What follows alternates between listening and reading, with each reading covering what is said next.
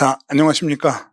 네, 시험 보느라 고생 많이 하셨습니다. 평상시에 업무 보시고, 그러면서 이제 틈틈이 시험 공부도 하시고, 그 다음에 요즘같이 이렇게 추운 날 시험 보러 가가지고서 시험까지 보시고 고생 많이 하셨습니다. 모두 합격하셨으면 좋겠고, 이미 뭐 심사는 다 결과 발표 났죠? 지난주에. 그래서 심사는 결과 발표 났고, 이제 시험 본 거, 요 뭐 토요일 날 봤으니까, 원래는 뭐 토요일 날 보고 제가 월요일 날 바로 촬영을 했어야 되는데, 사정이 있었습니다. 그래가지고 못하고 부득이 지금 하게 됐습니다. 자, 아무튼 모두 고생하셨고 이제 합격하기를 간절히 바라면서 요번에 이제 실무 종합 요 부분이요. 2026년도 승진 실무 종합이죠. 자, 이 문제가 보면은 뭐 특이한 문제는 별로 없어요. 이건요. 그래서 보통 우리가 예상 가능했던 문제들이 많이 나왔습니다. 물론 특이한 게 나오긴 나왔죠. 왜냐면 그 유실물법 같은 경우에는 솔직히 거의 안 나오는 거거든요. 그런데 엉뚱하게 유실물법이 갑자기 튀어나왔고요. 그 다음에 이제 통신비밀보호법, 통비법 이것도 예전에나 나오던 겁니다. 요즘엔 잘 나오진 않았고요. 이군요. 그런데 그런 게 나왔고, 그리고 또 남북교류 협력에 관한 법률 뭐 이게 나왔는데 그 부분은 뭐 예전 기출문제에서 뭐 승진이 되었던 채용이 되었던 기출문제에서 다뤘던 내용들입니다. 아무튼 그래가지고 요번에는 문제의 난이도가 그렇게 높진 않다라고 생각이 들어요. 이거는요.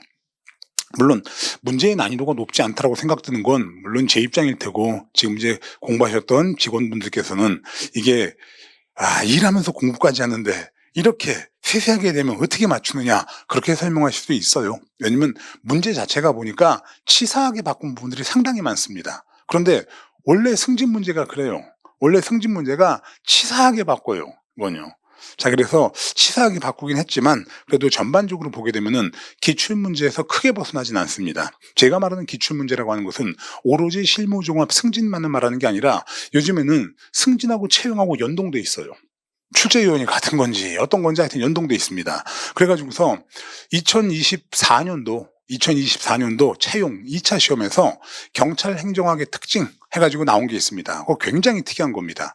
그런 게 나올 거라고 솔직히 상상도 못했죠. 그래서 2024년도 2차 채용 시험에 그게 나왔는데 그게 2025년도 작년이죠. 작년 승진에서 그게 또 나왔습니다. 그래서 요즘 이렇게 연동이 돼 있기 때문에 여러분들이 기출문제다 그러면 여기는 실무종합 승진만을 말하는 게 아니라 채용 기출문제까지 같이 봐주셔야 됩니다. 그랬을 때 채용 기출과 그동안 나왔던 승진 기출 이 범위에서 크게 벗어나진 않았다라고 생각이 듭니다.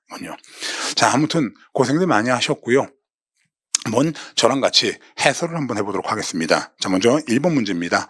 뭐 시험 보신 분들은 기억이 새록새록 하실 거고요.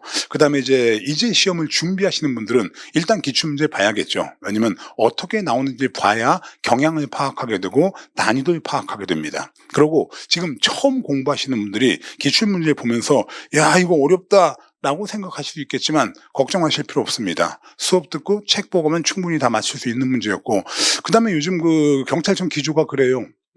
왜냐면 이제 현직에 계신 분들이 일은 안 하고 공부만 하는 경우도 있다. 그러니까 여기서 공부 부담을 줄여주기 위해 가지고 문제는 가급적이면 쉽게 내자라는 그런 기조가 있습니다. 그렇기 때문에 너무 디테일하고 너무 어렵게 나오진 않을 겁니다. 그냥 평상시에 그 뭐 근무평점 잘 쌓으시고요.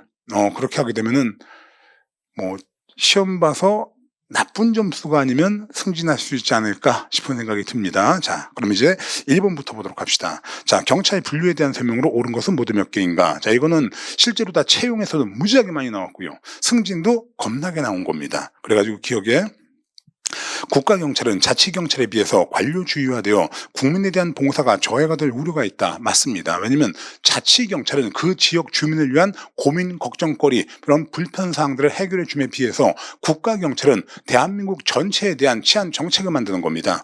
그러다 보니까 관료화될 수가 있어요. 그리고 여기서 국가 정책을 수행하다 보니까 국민에 대한 봉사가 저해가 될 우려도 있습니다. 그렇기 때문에 기억은 맞는 말이고요. 니은의 보안경찰은 다른 행정작용에 부수하여 행해지는 경찰작용으로 바로 틀려버렸죠. 보안경찰은 다른 행정작용에 부수하지 않는 고유한 경찰작용이에요. 이건요.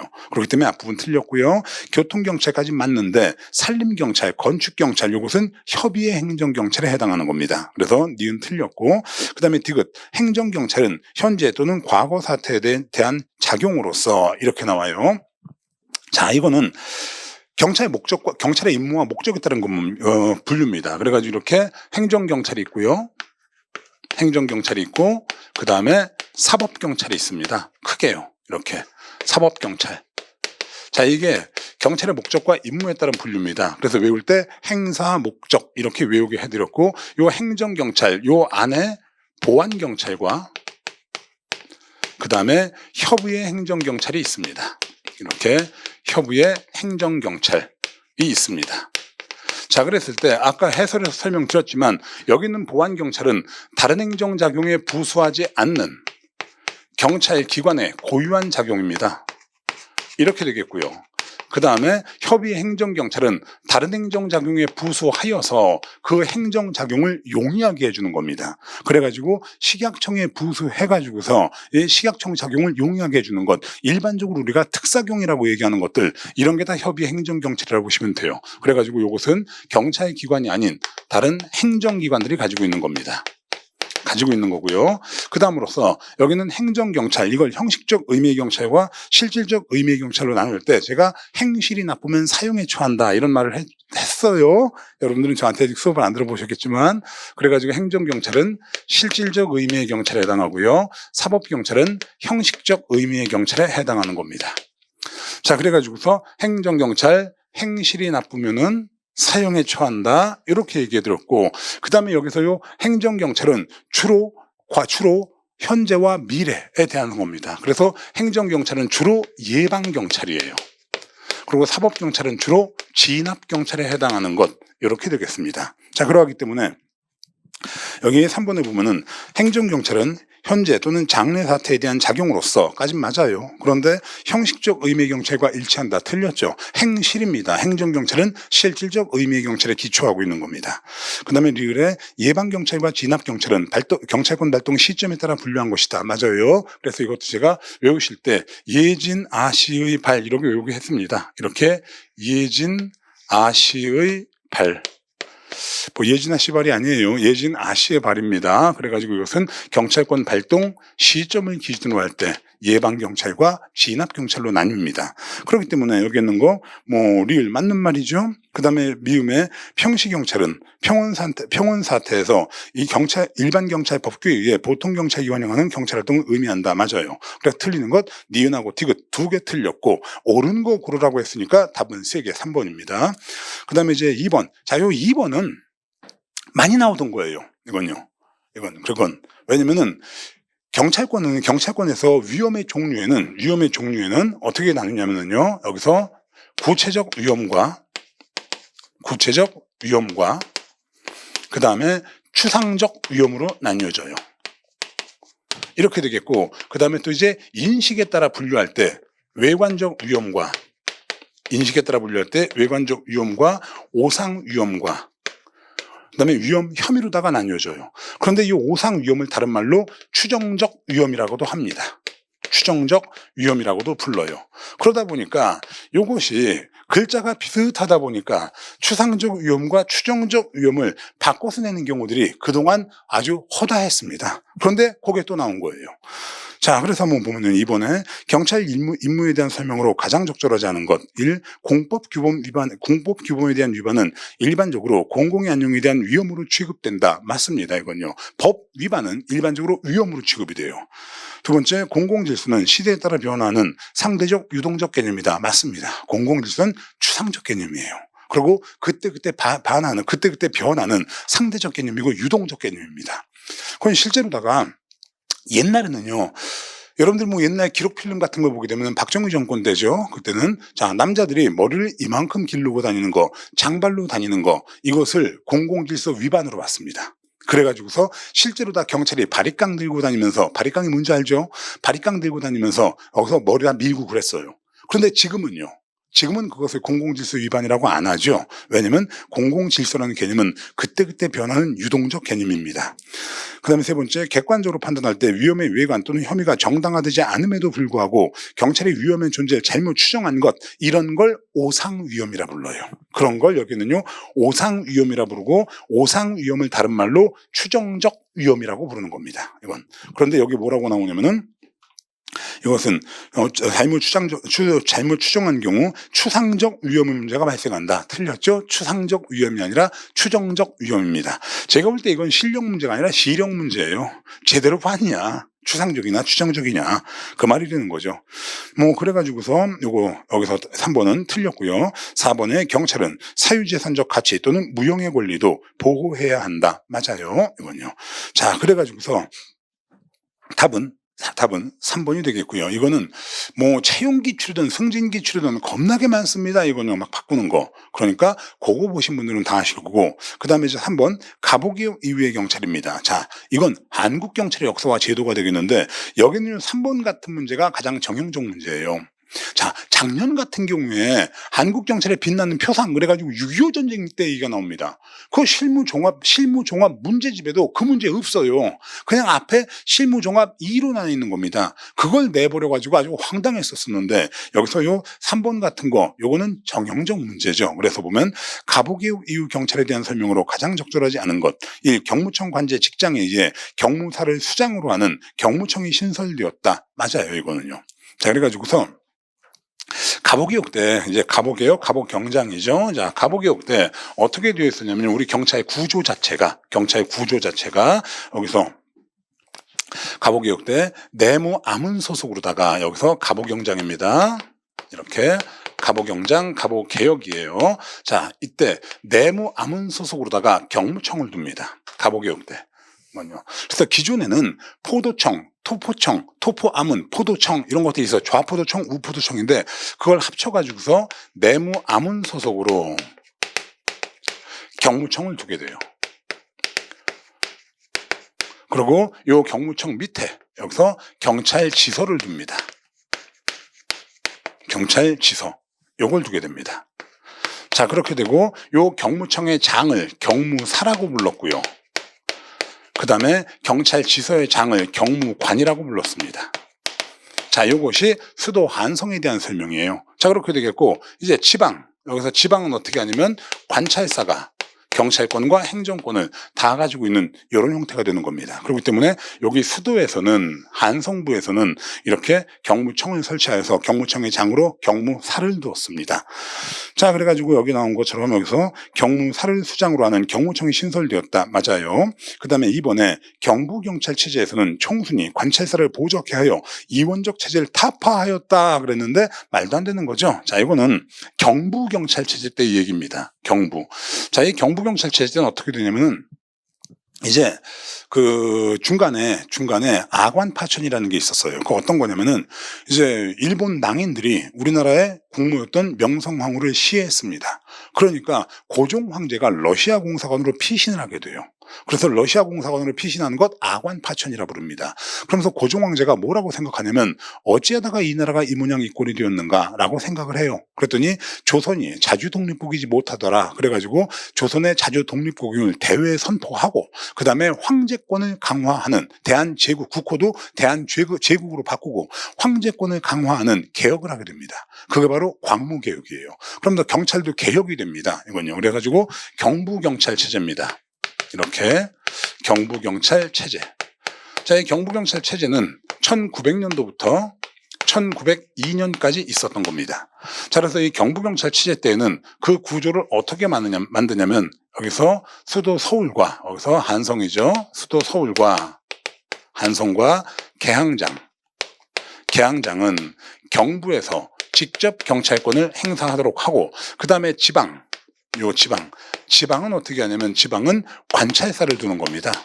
관찰사를 둬가지고 관찰사로 하여금 여기서 행정과 경찰권을 나누게 돼요. 그래서 관찰사가 지방의 행정과 그 다음에 여기서 경찰권을 가지고 있는데 관찰사가 경찰권을 직접 행사하는 것이 아니라 총순이라고 하는 걸 둡니다. 총순을 두어서 총순으로 하여금 경찰권을 행사하게 하는 겁니다. 그렇기 때문에 여기에서 서울과 계양장의 경찰권은 경부에서 그 다음에 지방의 경찰권은 총순을 두어가지고 관찰사를 보좌토록 했던 거예요. 그렇기 때문에 체제가 달라버립니다. 그래서 여기서 한성과 계양장은 경부의 지휘를 받고 그 다음에 경부에서 모든 걸 다 해요. 하지만 지방은 관찰사의 지휘를 받는, 관찰사를 보조하는 총순위 경찰권을 가지고 있었기 때문에 경부경찰체제는 이원적 체제로서 이렇게 운영이 되었던 겁니다. 그렇기 때문에 이원적 체제를 타파한 게 아니라 이원적 체제로 다 운영이 됐어요. 그래서 2번 틀렸죠. 답은 2번이고 요 내용도 많이 나오던 겁니다. 기출문제 집에 있어요. 이것도요. 그 다음에 3번에 1896년 서울 부산 간 군용전시선 도를 명목으로 일본 헌병대가 주둔하게 됩니다. 이때부터요. 그리고 네 번째, 일본의 행정경찰 규칙과 위경제 직결을 혼합하여 최초의 경찰 작용법인 행정경찰장정이 제정되었다. 맞습니다. 자, 이 부분을 역사적 흐름에 맞게 쫙 한번 강의해주면 되는데 지금 기출문제 특강을 하는데 그거 강의 다 하면 우리 오늘부터 이론 수업하는 거죠. 그래가지고 대략 그러면 기출문제 특강 요거를 뭐 한 6시간 강의할 수는 없는 문제 아니에요. 여러분들 듣기도 좀 힘들 거고. 자, 아무튼 그래가지고서 3번 답이 2번 되겠고요. 그 다음에 이제 미군정기입니다. 미군정기는 1945년 8월 15일부터 1948년 8월 15일까지예요. 그러면서 모든 제도가 미군정이니까 미국을 따라가는 것, 이게 바로 미군정기입니다. 그래서 미군정식이 경찰에 대한 설명으로 가장 적절하지 않은 것, 1. 미군정 초기 태평양 육군 총사령부 포고 제1호를 통해 일제강점기 경찰 조직을 유지하였다. 자, 이건 뭐냐면은 미군이 이제 2차 세계대전에서 승리하죠. 일본이 패망했습니다. 그래가지고서 미군이 이제 점령군으로서 일본과 그 다음에 일본의 식민지였던 우리나라에 들어오게 돼요. 그런데 얘들이 우리나라의 사정을 전혀 모르지 않습니까? 미국 애들이요. 그러니까 미국 애들이 우리나라에 와가지고 새롭게 행정부를 꾸리는 것이 아니에요. 어떻게 했냐면 기존에 일제시대 때 여기서 관료였던 사람들을 그대로 쓰는 겁니다. 그게 바로 구직관리의 현직 유지제도입니다. 그 바람에 우리가 식민청산이 안 된 거예요. 일제시대 때 노독술 같은 그 악질 고문경찰이 미 군정계도 계속 경찰을 하게 된 이유가 구직관리의 현직 유지제도라는 미 군정 포고령 때문입니다. 그렇기 때문에 경찰 조직을 유지하였다? 맞아요. 그 바람에 친일 청산 못했습니다. 안타까운 일이죠. 두 번째, 1946년 1월 16일 경무국 경무부의 관할권에 의해 경무국이 경무부로 격상 운영되었다. 자, 일제 식민지기에는요, 경찰이 내무부의 단순한 보조기관이었다가 미 군정기가 될 때는 이제 미국을 따라갑니다. 그래서 미국을 따라가야죠. 당연히 미국은 경찰이 독립한 행정관청이에요. 그래서 경찰이 부로 승격을 하게 됩니다. 그 다음에 세 번째, 위생사무를 위생국으로 이관하고 경제경찰, 고등경찰을 폐지하였다. 맞습니다. 이게 바로 비경찰화입니다. 2차 세계대전 이후 요 협의행정경찰 사무를 경찰 사무에서 제외하는 것, 이게 비경찰화예요. 맞아요. 그 다음에 네 번째, 1945년 정치범 처벌법, 치안유지법, 보안법이 폐지가 되었다. 이랬는데 틀렸습니다. 여기서 정치범 처벌법과 치안유지법이라고 하는 일제시대 때의 가장 악랄한 법인 치안입법은 1945년도에 폐지가 돼요. 그런데 이 보안법만큼은 가장 늦게 폐지가 됩니다. 그래서 1948년도 4월 달에 폐지가 돼요. 그래가지고 여기는요, 보안법은 가장 늦게 폐지가 된 치안입법이 되는 겁니다.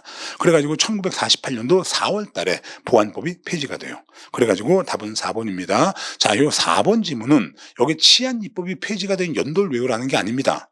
미군정이라는 것이 1945년부터 1948년까지가 미군정기예요. 그렇기 때문에 보안법이 가장 늦게 폐지가 되었다라는 사실만 알면 되지, 여러분들이 1948년 4월 달 이거까지 외울 필요는 없습니다. 그걸 어떻게 외웁니까? 이걸요. 저도 못 외워요, 사실 그런 거. 그렇기 때문에 요 1948년도에 보안법이 가장 늦게 폐지가 됩니다. 보안법이 가장 늦게 폐지가 되는 겁니다. 이렇게 되겠습니다. 자, 그래가지고 답은 4번이고요. 그 다음에 이제 3번에 국가경찰과 자치경찰의 조직 및 운영에 관한 법률상 국가경찰위원회에 대한 설명으로 가장 적절하지 않은 것. 그래가지고 이 국가경찰위원회 같은 경우에는 시험에 굉장히 잘 나오는 거죠. 이거는요. 이런 건 틀리면 안 됩니다. 자, 그래서 국가경찰위원회는 위원장 1명 포함한 7명의 위원으로 구성하며 위원 중 상임위원은 정무직으로 한다. 맞아요. 그 다음에 국가경찰위원회의 사무는 행안부에서 수행한다. 틀렸습니다. 이건요. 자, 이렇게 행안부 소속으로다가 국가경찰위원회가 있는 겁니다. 그래가지고서 이렇게 우리나라에 행정안전부가 있어요. 그래서 행안부 소속으로 국가경찰위원회가 있어요. 국가경찰위원회가 있습니다. 아까 지문에서 봤지만 위원 숫자 7명밖에 안 돼요. 그 다음에 이제 경찰청이 있고요. 자, 이렇게 되겠는데 여기서 국가경찰위원회에서 심의 의결을 하려면 아무래도 뭐 복사도 해야 될 거고 또 회의하려면 음료수도 먹어야 될 거고 그럴 거 아닙니까? 그렇기 때문에 국가경찰위원회의 사무를 경찰청에서 수행해 주는 겁니다. 행안부에서 수행해 주는 게 아니라 그래가지고서 이건 행정안전부에서 수행한다 틀렸고요. 경찰청에서 수행해요. 두 번째, 위원 중 2명은 법관의 자격이 있는 사람이어야 한다 맞고요. 그 다음에 위원입니다. 위원장은 비상임 위원 중 호선하는 거고 위원은 행안부 장관 제청으로 국무총리를 거쳐서 대통령이 임명한다. 맞아요. 자, 그래가지고서 5번의 답은 2번밖에 없죠. 이것도 많이 말씀드렸던 겁니다. 그래서 제가 이제 채용에서도 똑같은 문제들이 나오는데 그때 농담 삼아 그랬죠. 야, 국가경찰위원회 위원들 이거 7명밖에 안 된다. 7명이서 회의할 때 뭐 복사도 해야 되고 음료수도 갖다 놓고 과자도 갖다 놓고 해야 되는데 이 사람들이 하겠냐. 그러니까 그걸 누가 해줘야 돼? 인원수 많은 경찰청에서 해줘야 된다. 그래서 위원회의 사무는 경찰청에서 수행한다라고 말씀을 많이 드렸죠. 자, 그래가지고 5번의 답은 2번 되겠고요. 그 다음에 6번. 이게 조전한 문제입니다. 이게요. 물론 포인트 잡아드렸어요. 채용에서는 문제풀이 할 때 이미. 자, 그랬는데 보면 국가경찰과 자치경찰의 조직 및 운영에 관한 법률상 국가수사본부장을 경찰청 외부 대상으로 모집하여 임용 시 자격 요건에 대한 설명으로 가장 적절하지 않은 것. 자, 그래서 국가수사본부장을 외부에서 임용할 때의 자격 요건 포인트 잡아드렸어요. 수업 시간에 어떻게 얘기했냐면요. 자, 수사 관련 총경 10년입니다. 첫 번째. 두 번째, 판사, 검사, 변호사 10년입니다. 세 번째, 대학에서 법률학, 경찰학, 조교수 10년입니다. 그게 포인트예요, 다. 그래서 만약에 시험에서 문제를 바꾼다면 제가 말한 그 포인트 부분만 바꿀 수밖에 없고 실제로 다 우리 여기서 승진 시험도 그 포인트를 바꿔놨습니다. 자, 그래서 보면요. 1번에 10년 이상 수사 업무에 종사한 사람으로서 국가공무원법 제2조의 2에 따른 고위공무원단에 속하는 공무원, 3급 이상 공무원 또는 총경 이상 경찰 공무원으로 재직한 경력이 있는 사람. 이게 바로 10년 수사 총경입니다.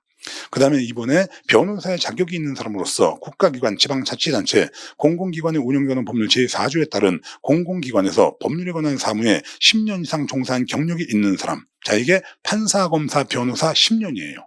그 다음에 세 번째, 대학이나 공인된 연구기관에서 법률학, 행정학, 경찰학 분야의 이랬는데 법률학, 경찰학, 조교수 10년입니다. 이건요. 그렇기 때문에 행정학이 들어가면 안 됩니다. 이건요. 제가 그래가지고 조전한 문제라고 한 거예요.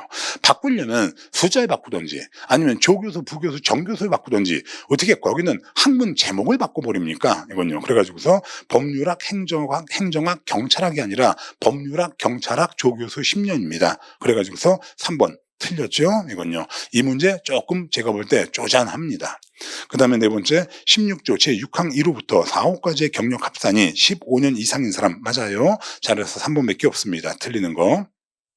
그 다음으로 7번에 경찰공무원 임용령과 경찰공무원 임용령 시행 규칙에서 규정하는 경과 제도에 대한 설명으로 가장 적절한 것. 자, 그랬는데 경과가 있고요. 전과라는 것이 있습니다. 이건요. 경과라고 하는 것은 동일계급 내에서의 보직 변경이고요. 전과는 경과를 바꾸는 걸 전과라 불러요.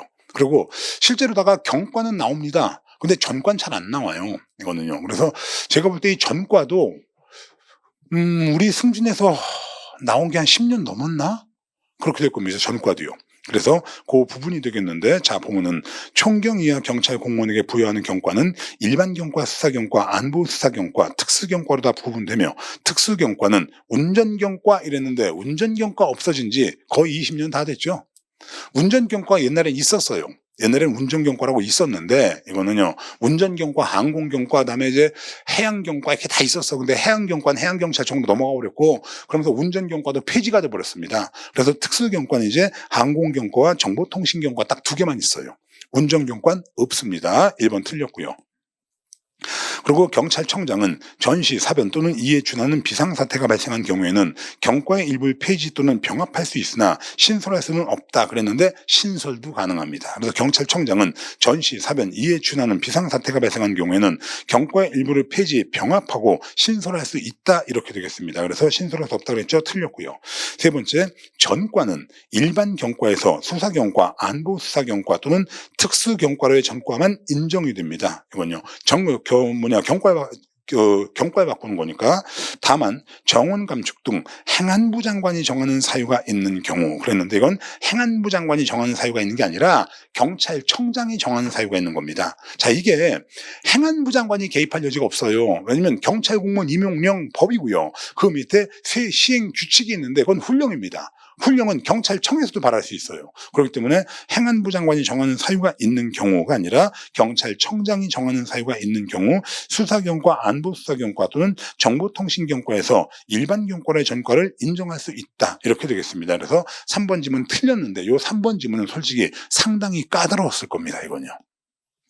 보통 우리가 공부할 때 전과는 일반 경과에서 여기 나온 것처럼 수사경과, 안보수사경과, 특수경과로다가 전과하는 것 요거 된다고만 나와요. 그리고 그 뒤는 잘 안 나와. 그런데 요번엔 그 뒷부분까지 냈어요. 그래서 경찰청장이 정하는 사유가 있을 때 일반 경과로의 전과도 가능한 겁니다. 자, 그래가지고 3번도 틀렸고요. 4번에 신규 채용된 경찰 공무원에게 일반 경과에 부여한다. 맞아요. 다만 수사, 안보수사, 항공, 정보통신 분야로 채용된 경찰 공무원에게는 임용 예정 직위의 임무와 관련된 경과에 부여한다. 맞습니다. 그래가지고 옳은 것 4번밖에 없고 여기서 1번하고 2번 지문 같은 경우에는 많이 다루는 문제고요. 몸풀 때도 해드려요. 근데 요 3번 지문 같은 경우에는 솔직히 조금 까다로웠던 문제입니다. 자, 아무튼 답은 4번이고요. 그 다음에 이제 8번에 경찰 공무원법상 승진에 관한 설명으로 가장 적절하지 않은 것 해서 1. 승진 후보자 명부에 등재가 된 사람이 승진 임용되기 전에 전사하거나 순직한 경우에는 그 사망일 다음 날을 승진일로 하여 이렇게 되겠어요. 자, 어떤 사람이 승진 대상자 명부에 들어갔습니다. 자, 그러니까 이제 승진할 거예요. 그랬는데 어느 날 갑자기 사망을 해버렸어요. 사망을. 그 다음에 사망하고 난 다음에 이 사람에 대해서 이제 그 뭐 전사라든지 아니면 순직을 하게 되면 사망 이후에 여기서 추서를 해줍니다. 승진시킨다는 소리예요. 자, 그럼 여러분들이 상식적으로 다 생각할 때 여긴 현재 살아있는 사람입니다. 여긴 사망자예요. 날짜 기준으로 따지면. 자, 그러면 승진하는 것, 이거는 죽은 사람을 어떻게 승진시켜요? 죽었는데. 그러니까 승진되는 것은 죽기 전날, 살아있을 때 승진시켜 놓은 걸로 보는 겁니다. 그렇기 때문에 사망일 전날 승진한 것으로 보는 거예요. 사망일 다음 날이 아니라. 그래서 우리가 알고 있는 최규식 경무관, 그 사람 원래 경무관 아닙니다. 원래요. 그건 최규식 경무관 같은 경우에는 최규식 경무관 말고 안병화 치안감, 그 사람 원래 치안감 아니에요. 경무관이었습니다. 그랬는데 나중에 올려준 거죠, 이거요. 나중에. 그랬을 때 이렇게 사망의 경우 죽은 사람을 승진시킬 수 없으니까 살아있다고 보고 요때 승진한 걸로 보는 거예요. 그러니까 사망일 전날이죠. 그런데 여기 지금 사망일 다음 날 이렇게 했습니다. 그래가지고 1번 틀렸어요. 그 다음에 2번, 근속 승진한 경찰 공무원이 근무하는 기간에는 그에 해당하는 직급의 정원이 따로 있는 것으로 보고 종전 직급 정원은 감축된 것으로 본다. 맞아요. 이거 경찰 공무원법에 있는 거고 몸풀 때도 많이 다뤄드린 지문입니다. 세 번째, 총경 이하 경찰 공무원에 대하여는 대통령령으로 정하는 바에 따라 계급별로 승진 대상자 명부를 작성하여야 한다. 맞아요. 이것도 총경 이하입니다. 왜 그렇습니까? 이건요. 자, 일단 심사 승진은 어디까지 가능해요? 경무관까지 가능합니다. 경무관까지예요. 까지 승진이 가능해요. 그럼 경무관을 올리려면 여기서 총경 이하에 대해서 승진 대상자 명부를 만들어야 됩니다. 이건요. 그래야 이 총경을 경무관으로 올리죠. 그렇기 때문에 승진 대상자 명부는 총경 이하에 대해서 하는 겁니다. 그 다음에 네 번째, 경찰 공무원은 바로 아래 하위 계급에 있는 경찰 공무원 중에서 근무 성적, 경력 평정, 그 밖의 능력을 실증하여 승진 임용한다. 다만 해양경찰청장을 보호하는 경우 치안감을 치안총감으로 승진 임용할 수도 있다라고 경찰 공무원법에 명시적으로 규정되어 있습니다. 자, 그래서 답은 1번입니다. 자, 오히려 이 경찰 공무원법, 그 다음에 경찰관 직무집행법, 국가경찰과 자치경찰의 조직 및 운영 관련 법률은 이건 법 조문을 그대로 시험에 내요. 법조문을 조금 바꾸기도 하고요. 그렇기 때문에 제가 지금 말했던 이 3법은 여러분들이 시간 날 때마다 법조문을 훑어보는 것이 여러분들의 그 승진과 그 다음에 여러분들의 생활에 훨씬 도움이 됩니다. 자, 아무튼 이래 가지고서 8번의 답은 1번밖에 없고요. 그 다음에 9번, 경찰법의 법원에 대한 설명으로 가장 적절하지 않은 것. 자, 그럴 때 이 법원이라고 하는 것, 이것은 우리가 알고 있는 고등법원, 대법원, 지방법원, 이거는 한문으로 이렇게 쓰는 거고요.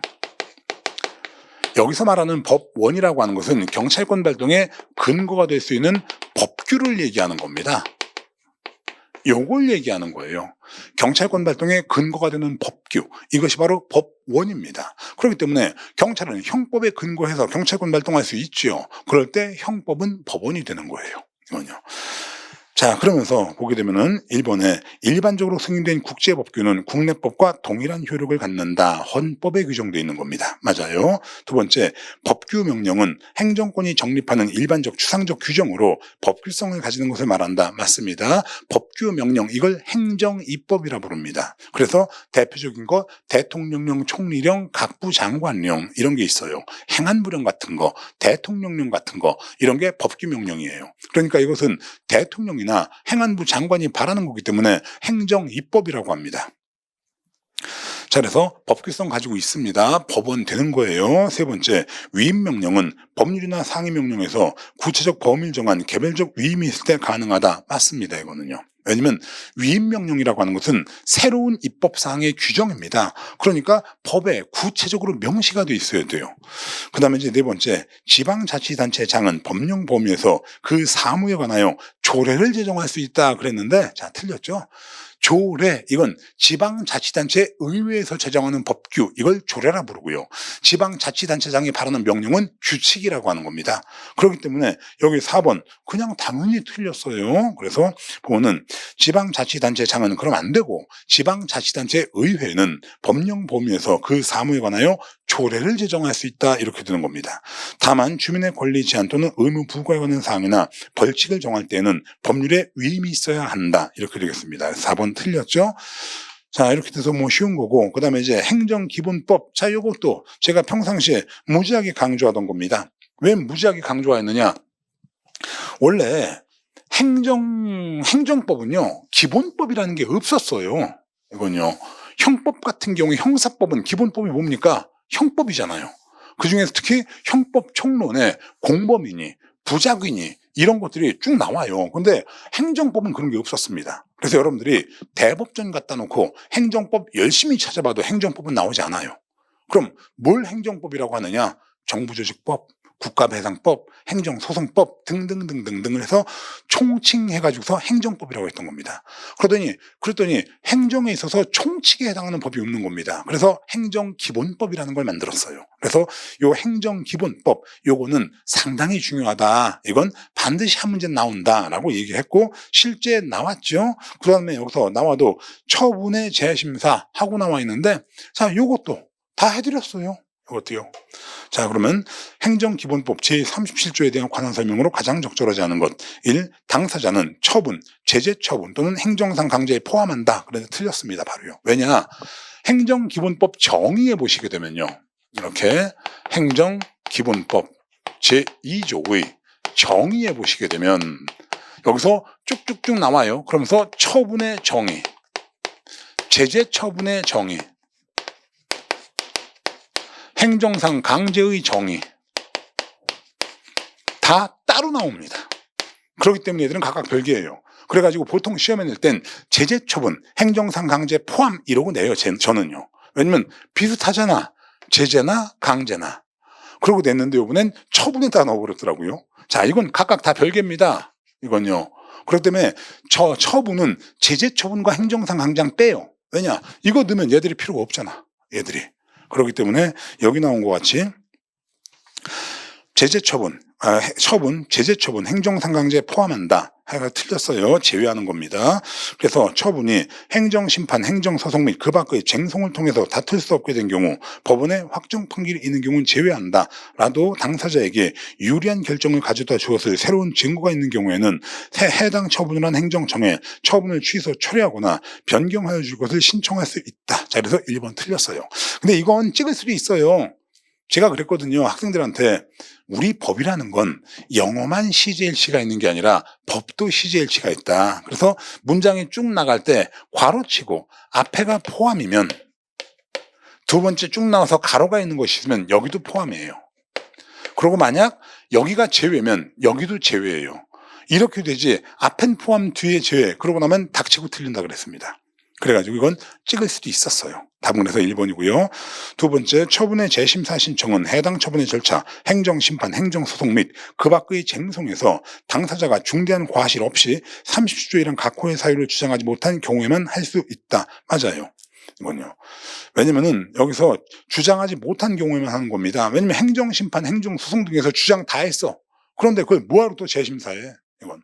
자, 이렇게 되고요. 3번에 처분의 재심사 신청은 당사자가 30조 1항 각호의 사유를 안 날부터 60일 이내에 하여야 한다. 다만 처분이 있은 날부터 5년 지나면 신청할 수 없다. 이 5년이 보통 소멸시효와 제척기간입니다.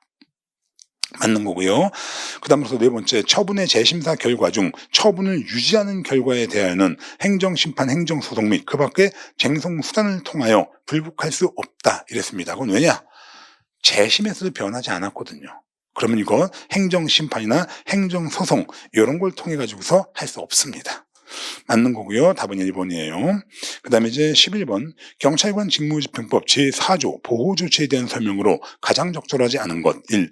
보호조치를 필요로 하는 피구호자에 해당하는지는 구체적 사항을 고려하여 경찰관 평균인 기준으로 판단하되 그 판단은 보호조치의 취지와 목적에 비추어 현저하게 불합리한 것은 아니 된다. 이랬는데 맞아요. 왜냐면은 요 보호조치라고 하는 것 요거는요.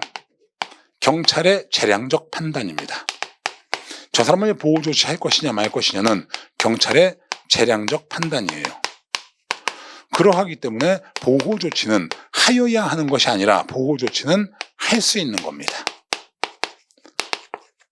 그래서 보호조치는 할 수 있어요. 자, 그러면서 보호조치에는 강제 보호조치 대상자가 있습니다. 강제 보호조치 대상자. 이건 뭐냐면 대상자가 거절을 해도 보호조치할 수 있는 겁니다. 그래서 이런 거 외울 때는 뭐 정주자 이러고 외웠죠. 정주자. 그래서 강제 보호조치 대상은 정주자. 그래서 정신착란자, 주취자, 자살 기도자 이렇게 되겠고요. 그 다음에 이제 임의 보호조치 대상자가 있습니다. 이렇게 임의 보호조치 대상자 가 있는데 임의 보호조치 대상자 이것은 뭐냐? 당사자가 보호조치를 거절하면 보호조치 못하는 겁니다. 그래가지고 여기는 부합병 해갖고 외웠죠. 부합병 나죠? 못 외우면. 그래서 부합병 해가지고 외웠습니다. 그래서 부상자, 미아, 병자 이들이 임의 보호조치 대상자입니다. 이건요. 그래서 임의 보호조치 대상은 보호조치를 거절하는 경우 보호조치 못해요. 이건요. 자, 그래가지고 하나하나 보게 되면 1번 맞고요. 2번 미아, 병자, 부상자 등으로서 적당한 보호자가 없으며 응급구호가 필요하다고 인정되는 사람은 본인이 구호를 거절하더라도 보호조치할 수 있다. 틀렸습니다. 이건 임의 보호조치 대상자이기 때문에 대상자가 보호조치를 거절하면 보호조치 못합니다. 그 다음에 세 번째, 술에 취한 상태로 인하여 자기 또는 타인의 생명, 신체와 재산에 위해 미칠 우려가 있는 피구호자에 대한 보호조치는 경찰행정상 즉시강제에 해당한다. 맞습니다. 자, 일단 경찰관 직무집행법에 있는 것 자체는 다 즉시강제예요. 그래서 이 보호조치도 대인적 즉시강제에 해당합니다. 이것도 대인적 즉시강제에 해당하는 것 이렇게 되겠습니다. 자, 그렇게 되겠고요. 그 다음에 네 번째, 경찰관이 응급구호를 요하는 자를 보건의료기관에게 긴급구호 요청하고 보건의료기관이 이에 따라 치료행위를 하였다 하더라도 국가와 보건의료기관 사이에 국가가 그 치료행위를 보건의료기관에 위탁하고 보건의료기관이 이를 승낙하는 내용의 치료 위임계약에 체결된 것이라 볼 수 없다. 맞죠? 자, 위임의 뜻이 뭡니까? 내가 가지고 있는 권한 중 일부를 주는 게 위임이에요. 그런데 경찰이 치료 권한이 있어요? 없죠. 없는데 어떻게 줍니까? 뭐 있어야 주든지 말든지 하지. 그러니까 치료 위임 계약에 체결된 것은 아닌 걸로 보는 겁니다. 자, 그래가지고 11번 답 2번밖에 없고요. 그 다음에 12번에 경찰관 직무집행법 및 경찰 착용 기록장치 운영 등에 관한 규정에 따라 경찰 착용 기록장치를 사용할 수 있는 경우로 가장 적절하지 않은 것. 1. 범죄 수사를 위하여 필요한 경우로서 범행 중이거나 범행 직전 또는 직후 증거 보존의 필요성 및 긴급성이 있는 경우, 이럴 땐 경찰 착용 기록장치 일명 바디캠 사용할 수 있는 겁니다. 두 번째, 경찰 착용 기록장치에 기록되는 대상자로부터 그 기록의 요청 또는 동의받는 경우, 이렇게 동의받으면 경찰 착용 기록장치로다가 촬영할 수 있습니다. 세 번째, 도로교통법에 따른 교통법규 위반 행위 단속이 이루어지는 현장에서 이랬는데 이건 들어가지 않아요. 이건요. 자, 경찰 착용 기록 장치는 1번 지문에서 봤듯이 범죄 수사를 위하여 필요한 경우에 하는 겁니다. 범죄 수사를 위하여 필요한 경우에 하는 거예요. 그렇기 때문에 범죄 수사와 관계없이 도로교통법에 따른 교통법규 위반 행위 단속이 이루어진 현장, 여기서는 안 됩니다. 그래서 범죄 수사를 위하여 긴급히 증거를 수집하거나 현장 기록이 필요한 경우, 이렇게 되겠는데, 자, 여기서 도로교통법에 따른 교통법규 위반 현장 단속이 이루어진 현장, 이거 없어요. 이런 거 없이 법 조문은 어떻게 되어 있냐면 범죄 수사를 위하여 긴급히 증거를 수집하거나 현장 기록이 필요한 경우, 이렇게 나와 있습니다. 그렇기 때문에 3번 틀렸어요. 4번에 국민보호와 공공안전을 위한 테러방지법 제2조 6호에 따른 대테러 활동을 하는 경우로서 범죄 발생 시 사회적 파급력, 영향력이 높을 것으로 예상되는 경우, 맞습니다. 이건요. 답은 3번밖에 없고요. 그 다음에 이제 13번 경찰관 직무집행법 및 동법 시행령상 손실보상에 관한 설명으로 옳은 것은 모두 몇 개인가. 전 이거 보면서 무슨 생각을 했냐면요. 야, 승진시험 준비하시는 분들이 제가 지금 채용 강의하고 있는 문풀 들었으면 여기 있는 거 다 맞췄겠다, 그런 생각이 들더라고요. 솔직히 말해서. 그건 왜 그러냐면 제가 볼 때 제가 원래 강의를 승진 강의 먼저 했어요. 정말 20몇 년 전. 되게 오래됐네. 제가 2002년도부터 했으니까 2002년도부터 승진 강의를 했거든요. 2002년도부터 승진 강의를 해가지고 그 채용 강의는 2004년도부터 했고요. 그러니까 승진을 먼저 강의했기 때문에 아무래도 적중률은 승진 쪽이 조금 더 높은 편입니다. 안타깝죠? 네.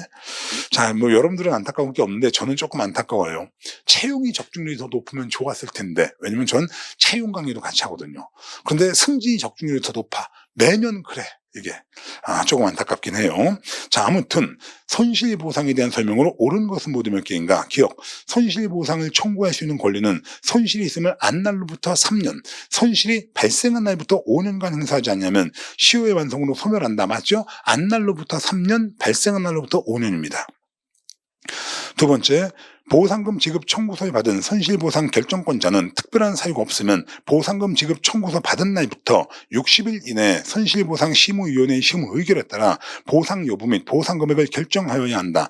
다만 부득이한 사유로 60일 이내에 결정할 수 없을 때에는 그 기간이 끝난 날 다음 날부터요. 이건요, 연장되는 건 언제나 다음 날부터입니다. 부터 20일의 범위에서 결정기간을 한 차례만 연장할 수 있다. 맞습니다. 그 다음에 디귿에 손실보상 지급 청구서를 받은 손실보상 결정권자는 청구인에게 자료 보완을 요청할 수 있으며, 요 보완된 자료의 제출에 걸리는 기간은 니은에 따른 보상 여부 및 보상금의 결정 기간에 산입하지 않습니다. 이거는요. 왜냐면 60일 기간 내에 결정을 해줘야 되는데, 만약에 보완 통고했는데 보완 통고가 한 59일 걸렸어. 이건요, 보완하는데 그럼 하루 만에 결정을 하고, 그럴 수는 없죠. 그렇기 때문에 보완을 요구한 사안에 대하여서 그 보완 기간, 요것은 요 60일 기간에 산입하지 않아요. 자, 이렇게 되겠고, 리을 손실보상 결정권자는 청구인이 같은 청구 원인으로 보상 신청을 하여 보상금 지급 여부에 대하여 결정을 받는 경우에는 그 청구를 기각하는 결정을 하여야 한다. 자, 이것도 제가 수업 시간에 그랬습니다. 경찰관 직무집행법과 경찰관 직무집행법 시행령엔 기각 없다고요. 기각 보면 닥치고 틀리다, 이렇게 얘기했습니다. 각하입니다. 각하. 기각이 아니라 각하 결정을 하는 겁니다. 그래서 기각자 들어가면 닥치고 틀린다, 이렇게 얘기했죠. 자, 그래가지고 리을도 틀렸고, 틀리는 것 디귿하고 리을입니다. 기각이 아니고 각하예요. 그 다음에 이제 14번 경찰 조직 편성 원리에 관한 설명으로 가장 적절하지 않은 것. 1. 분업의 원리란 한 사람이 수행하는 업무의 양과 시간에는 한계가 있고 서로 다른 특성을 가진 업무를 한 사람이 맡아서 하는 것은 비효율적이므로 업무를 성질과 종류별로 구분하여 한 사람에게 한 사람의 동일한 업무만을 전담토록 하는 원리를 말한다. 이게 바로 명령통일의 원리, 이게 바로 분업의 원리입니다. 다른 말로 전문화의 원리라고도 부르죠. 그래가지고 보통 조직 경찰 조직 편성 원리. 자, 경찰 조직 편성 원리는 5가지가 있어요. 그래가지고 이거 외울 때는 통계가 분명한 조정의 원리 이렇게 얘기합니다. 통계가 분명한 조정의 원리 이렇게 얘기해요. 그래가지고서 통솔범위의 원리, 계층제의 원리, 분업의 원리, 명령 통일의 원리, 조정과 통합의 원리 이렇게 됩니다. 그럼 그 중에서 분업의 원리, 이것은 수평적 분업이 되는 거고요. 수평적 분업이 되는 거고요. 한 가지 일을 한 사람한테 맡겨서 그 일을 계속 시키면 잘할 수밖에 없죠. 전문화의 원리라고도 얘기합니다. 자, 그래가지고 일단 여기에서 1번 맞는 말이고요. 2번 단속 업무를 담당하는 조직의 경우 통솔 범위가 좁아지지만 전문적 사업을 담당하는 조직의 경우 통솔 범위가 넓어진다. 이게 바로 통솔 범위의 원리가 되겠는데 이것은 관리의 효율성을 얘기하는 겁니다. 자, 전문직의 경우 관리 효율적이에요? 효율적이지 않죠. 내가 뭘 알아야 관리를 하든지 말든지 하지 전문직인데. 그리고 전문직은 말 더럽게 안 들어요. 그러니까 관리 잘 안 됩니다. 쥐들 마음대로 해요, 이거. 그렇기 때문에 보통 전문직의 경우에는 관리가 비효율적, 통솔 범위가 좁아지고 단순 반복 업무는 통솔 범위가 넓어지는 편입니다. 관리가 효율적이에요. 그래서 2번 반대로 썼죠? 틀렸습니다. 그 다음에 계층제의 원리는 조직의 경직화를 초래하여 환경 변화에 대한 신축적 대응을 어렵게 하고 새로운 기술, 지식 등 도입이 어려운 단점이 있다. 맞고요. 그 다음에 4번째 제2문희 교수입니다. 이 사람은 조정과 통합의 원리를 조직 편성의 제1의 원리이다 이렇게 얘기했습니다. 그래서 문희는 조정의 원리를 중시하여 조정을 목표 달성과 직결되는 조직의 제1의 원리라고 하였다. 맞아요. 답은 2번밖에 없습니다. 그 다음에 5번 행정 업무의 운영 및 혁신에 관한 규정 있는데, 자, 이건 승진 시험에서는 어쩌다 한 번씩 나옵니다. 뭐 한 4년? 5년 꼴로 한 번씩 나와요. 이건요. 그래가지고 이것도 승진해서 4년, 5년 꼴로 한번 나오기 때문에 제가 채용에서도 다뤄주는 겁니다. 자, 보면 행정 업무의 운영 및 혁신에 관한 규정상 공문서의 작성 및 처리에 관한 설명으로 가장 적절하지 않은 것. 1. 지시문서란 훈령, 지시, 예규, 일일명령 등 행정기관이 하급기관이나 소속 공무원에 대하여 일정한 사항을 지시하는 문서, 이런 걸 지시문서라고 합니다. 맞죠? 2번째, 문서는 결재권자가 해당 문서의 서명의 방식으로 결재함으로써 성립하는 거예요. 이거는요. 그 다음에 문서는 수신자에게 도달함으로써 효력이 발생하는 겁니다. 그래서 성립은 결재, 효력은 도달입니다. 자, 이것도 제가 다 정리해서 해드렸는데 채용에서는요. 그래서 성립은 결재, 효력은 도달이에요. 자, 맞고요. 그 다음에 4번째, 공고문서는 그 문서에서 효력 발생 시기를 구체적으로 밝히고 있지 않으면 그 고시 또는 공고 등이 있는 다음 날부터가 아니라 있는 날부터죠. 날부터 5일이 경고한 때 효력이 발생한다. 그렇기 때문에 다음 날부터 5일, 그럼 틀리고요. 날부터 5일 이렇게 해야 됩니다. 자, 답은 4번 되겠고요. 그 다음에 16번 행정 절차법에 관한 설명으로 가장 적절하지 않은 것. 자, 이 행정 절차법도 요즘 채용 시험에서 계속 나오고 있어요. 그러다 보니까 승진도 덩달아서 나온 걸로 보입니다. 그래서 이 행정절차법은 채용에서 계속 나오고 있고 승진도 그래서 덩달아서 나온다. 그래서 중시해서 해드렸다 이겁니다. 그래서 1번에 행정절차법에는 행정처분, 신고절차, 입법 예고 절차, 행정조사 절차 등을 규율하여 국민의 행정참여를 도모하고 있다 이랬는데 틀렸죠. 왜냐? 행정절차법은 행정조사에 관한 규정은 없습니다. 왜 없게요? 행정조사 기본법이 따로 있거든. 행정조사 기본법이 따로 있기 때문에 행정조사는 그 행정조사 기본법에 의해서 하는 거고, 저기 나와 있는 행정절차법에는 행정조사에 관한 규정은 없다라고 제가 많이 얘기해 드렸습니다. 그래서 바로 답 1번이고요. 2번에 정보통신망을 이용한 송달은 송달받을 자가 동의한 경우에만 한다. 이 경우 송달받을 자는 송달받을 전자우편 주소 등을 지정하여야 한다. 맞아요. 이건요. 그래서 보통 이제 정보통신망을 이용한 송달, 이건 이메일이나 이거 상대가 동의할 때만 하는 겁니다. 이건요. 자, 그러면 세 번째, 정보통신망을 이용하여 전자문서로 송달하는 경우에는 송달받을 자가 지정한 컴퓨터 등에 입력한 때 도달된 것으로 본다. 맞아요. 그 다음에 네 번째, 입법 예고는 예고할 때 정하되 특별한 사정이 없으면 40일 이상입니다. 입법 예고 기간은 40일, 자치법규는 20일이에요. 그래서 답은 1번밖에 없습니다. 그 다음에 이제 17번 보면 경찰 감찰 규칙에 대한 설명으로 가장 적절하지 않은 것. 이 감찰관은 소속 경찰기관 관할구역 안에서 활동하여야 한다. 뭐 당연하죠. 동작경찰서 소속의 청문감사 인권관이라면 동작경찰서에는 경찰관 감찰해야지 용산경찰서 경찰까지 감찰하진 않죠. 그런데 다만 상급 경찰기관장 지시가 있을 때에는 관할구역 밖에서도 활동할 수 있다. 맞아요. 상급 경찰기관장 지시입니다. 두 번째, 감찰관은 감찰활동 결과 소속 공무원의 의무위반 행위, 불합리한 제도 관행, 그 다음에 선행, 수범 직원들을 발견한 경우 이를 소속 경찰기관 감찰 부서장에게 보고하여야 한다. 바로 틀렸습니다. 자, 이건요. 자, 이 구조가 어떻게 되는 거냐면요. 이게 경찰 기관장이 있습니다. 뭐 동작경찰서라면 동작경찰서장이 있겠죠. 그 다음에 그 밑에 감찰 부서장이 있을 거예요. 그리고 그 밑에 감찰관이 있습니다.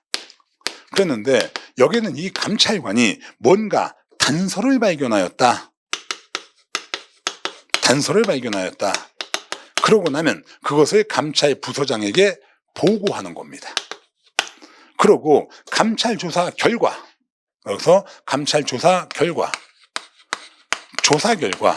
어떠한 비리 같은 것이 발견되었다. 자, 비리 같은 것이 발견됐으면 어떻게 됩니까? 징계해야죠. 그건 징계는 누가 해요? 기관장이 하는 겁니다. 그래서 이러한 조사 결과에 대해서는 경찰 기관장에게 보고하는 겁니다.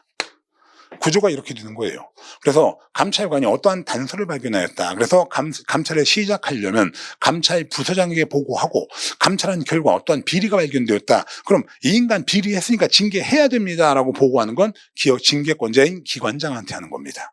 그렇기 때문에 여기서 조사 결과 비리라든지 선행이라든지 이런 게 발견되었다. 감찰 부서장에게 보고하는 게 아니라 경찰 기관장에게 보고하는 겁니다. 이건요. 그러하기 때문에 여기 나와 있는 거 경찰기관 감찰 부서장에게 보고하여야 한다. 틀렸죠? 자, 이것도 얼마 전에 했던 제 문프로에 다 해드린 겁니다. 저 그림도 그려드리고요. 이거는요. 답은 2번이 되겠고요. 그 다음에 3번에 감찰관은 소속 공무원의 의무위반 사실에 대한 민원을 접수한 경우는 접수일로부터 2개월 이내에 신속히 처리하여야 한다. 맞죠? 민원 통보 사건은 2개월, 타기관 통보 사건은 1개월 이내에 처리하는 겁니다. 그래서 민원 통보 사건 2개월 이내에 신속히 처리하여야 한다. 다만 부득이한 사유로 민원을 기한 내에 처리할 수 없을 때에는 소속 경찰기관 감찰 부서장에게 보고하여 그 처리기간 연장할 수도 있다. 맞습니다. 그 다음에 네 번째, 감찰관은 검찰, 경찰, 그 밖의 수사기관으로부터 수사기시 통보를 받은 경우에는 징계 의결 요구권자의 결재받아 해당 기관으로부터 수사 결과의 통보를 받을 때까지 감찰 조사, 징계 의결 요구 등의 절차를 진행하지 아니할 수 있답니다. 아니한다 아니에요. 아니할 수 있답니다. 이건요. 그래서 답은 2번 되겠습니다. 자, 이건 얼마 전에 봤던 거랑 똑같은데 하여튼 그러고요. 그 다음에 18번 부정청탁 및 금품 등 수수 금지하는 법률 및 동법 시행령에 대한 설명으로 가장 적절하지 않은 것 해서 국가공무원법 또는 지방공무원법 따른 공무원과 그 밖에 다른 법률에 따라 그 자격, 임용, 교육, 훈련, 복무, 보수, 신분 보장 등에 있어서 공무원으로 인정된 사람은 공직자 등 개념에 포함된다. 맞아요. 두 번째, 공직자 등은 직무 관련 여부 및 기부 후원 징여 등 그 명목에 관계없이 동일인으로부터 1회 100만 원 또는 매 회기년도 300만 원 초과하는 금품을 받거나 요구, 약속해서는 아니 된다. 맞죠? 이건요. 100만 원, 300만 원 초과. 자, 이건 큰 돈입니다. 그러니까 무조건 받으면 안 돼요. 무조건. 그래가지고 무조건 받으면 안 되기 때문에 직무 관련성이 있든 없든 명목이 뭐가 됐든지 간에 받으면 안 됩니다. 그래서 2번 맞고요. 3번에 각급 학교장과 교직원 및 학교 법인의 임직원의 외부 강의 등 사례금 상한액은 40만 원이다. 틀렸습니다. 이건 100만 원이에요. 공무원이 40만 원이고요. 거기서 국가공무원, 지방공무원이 외부 강의한다. 그때 외부 강의 수수료는 최고액이 40만 원입니다. 그런데 여기 나온 것처럼 각급 학교장, 교직원, 그러니까 한마디로 말해서 교육공무원들이죠. 이 사람들은 외부 강의 사례금이 100만 원입니다. 이건요. 왜냐면 이 사람은 직업이 교육이니까 100만 원씩은 줘야죠. 그래서 40만 원이 아니라 100만 원이에요. 그래서 3번 틀렸어요. 그다음에 4번에 부정청탁을 받고 그에 따라 직무를 수행한 공직자 등은 2년 이하의 징역 또는 2천만 원 이하의 벌금에 처한다. 맞아요. 제가 수업 시간에 그랬습니다. 자, 이 법정형 따로 외우지 말라고. 왜냐? 출제위원들도 양심이 있기 때문에 법정형을 바꾸는 건 거의 잘 안 내요. 그래서 제가 법정형이 나왔다. 그럼 일단 맞는 문장으로 보라 그랬습니다. 자, 그래가지고 답은 3번밖에 없죠. 자, 요것도 제 말이 뻥 같으면은요, 지금 제가 하고 있는 채용 진도별 문풀 한번 봐보십시오. 이런 문제 있나 없나. 다 있어요. 내가 이 승진이 이렇게 제가 일반적으로 적중률이 높다니까 이거. 자, 이렇게 되겠고요. 그다음에 이제 19번 경찰 윤리 강령에 대한 설명으로 가장 적절하지 않은 것. 1. 한국 경찰사에서 경찰 윤리 강령은 경찰 윤리 헌장, 경찰 서비스 헌장, 새경찰 신조, 경찰 헌장 순으로 제정되었다. 틀렸습니다. 자, 이건요. 자, 멀리 왔다 갔다 하지 말고 여기다 씁시다. 여기서 경찰 윤리와 관련된 강령 등의 제정 순서입니다. 제정 순서. 그래가지고 제정 순서 외울 때 제가 이렇게 얘기했어요. 윤헌이입니다. 윤헌이가 새신 신고 헌 서비스 받는다. 이렇게 된다 그랬습니다. 이게 바로 윤리강령의 제정 순서예요. 그래서 경찰 윤리헌장. 이게 1966년도에 만들어진 겁니다. 연도까지 외울 건 없습니다. 이건 여러분들은. 그 다음에 새경찰 신조. 자, 새경찰 신조 같은 경우에는 이거는 이제 전두환이 여기서 새경찰 새로운 거 정의 되게 좋아합니다. 1980년이에요. 그 다음에 경찰 헌장. 자, 이것은 1991년도 경찰법 제정과 같이. 그 다음에 경찰 서비스 헌장. 이렇게 됩니다. 이건 1996년도입니다. 그래가지고서 여기 있는 것을 외울 때 윤헌이가 새신 신고 헌 서비스 받는다. 이렇게 외웠기 때문에 1번 바로 틀렸죠? 이건요. 두 번째, 경찰 윤리강령의 문제점 중 최소주의는 윤리강령의 내용을 행위의 울타리로 삼아 더 이상 자기 희생하지 않으려는 경향을 의미한다. 맞습니다. 딱 윤리강령에 규정된 요만큼만 하자 이렇게 할 수 있다는 겁니다. 이거요. 그게 바로 최소주의의 위험성이에요. 그 다음에 세 번째, 경찰 헌장에서는 우리는 화합과 단결 속에 항상 규율을 지키며 검소하게 생활하는 검깨죠? 깨끗한 경찰이다. 맞고요. 네 번째, 공무원 행동 강령의 경찰청의 특성을 반영하여 경찰청 공무원 행동 강령이 경찰청 훈령으로 규정되어 있다. 맞습니다. 답은 1번 되겠고요. 그 다음에 이제 20번 공직자의 이해충돌 방지법에 대한 설명으로 가장 적절하지 않은 것 해가지고 나와 있는데, 제가 수업 시간에 그런 얘기를 했어요. 국가가 돈이 많을까요? 없을까요? 적죠. 그러니까 보통 일반적으로다가 간첩 제외하고 간첩 발견하게 되는 경우에는요, 이건 상금을 지급하여야 한다예요. 간첩은 지급하여야 한다는데 그거 빼면은요, 상금 말고 포상금은요 다 지급할 수 있는 겁니다. 보상금하고 포상금은 다 지급할 수 있어요. 왜? 국가가 이게 없어. 이게 많으면 보상금 지급하여야 한다? 그럼 반드시 줘야 돼. 근데 지급할 수 있다 그러면요, 안 주고 그냥 표창장으로 때울 수도 있어. 그런데 일반적으로 포상금이나 보상금은 다 지급할 수 있답니다. 이건요. 자, 그래서 적절하지 않은 것. 1. 국민권익위원회는 제18조 1항에 따른 신고로 인하여 공공기관의 재산상 이익을 가져오거나 손실을 방지하는 경우 또는 공익을 증진시킨 경우에는 그 신고자에게 포상금을 지급하여야 한다. 틀렸죠? 포상금이나 보상금은 다 지급할 수 있어요. 지급하여야 한다. 없어요. 그렇기 때문에 지급할 수 있답니다. 1번 틀렸어요. 2번 고위공직자는 그 직위에 임용되거나 임기를 개시하기 전 3년 이내 민간 부분에서 업무활동을 한 경우 그 활동 내용을 그 직위에 임용되거나 임기 개시한 날부터 30일 이내 소속 기관장에게 제출을 하여야 한다. 맞고, 세 번째, 구조의 직무 관련자와의 거래 신고 대상에는 공직자 자신과 배우자까지 포함시킵니다. 맞아요.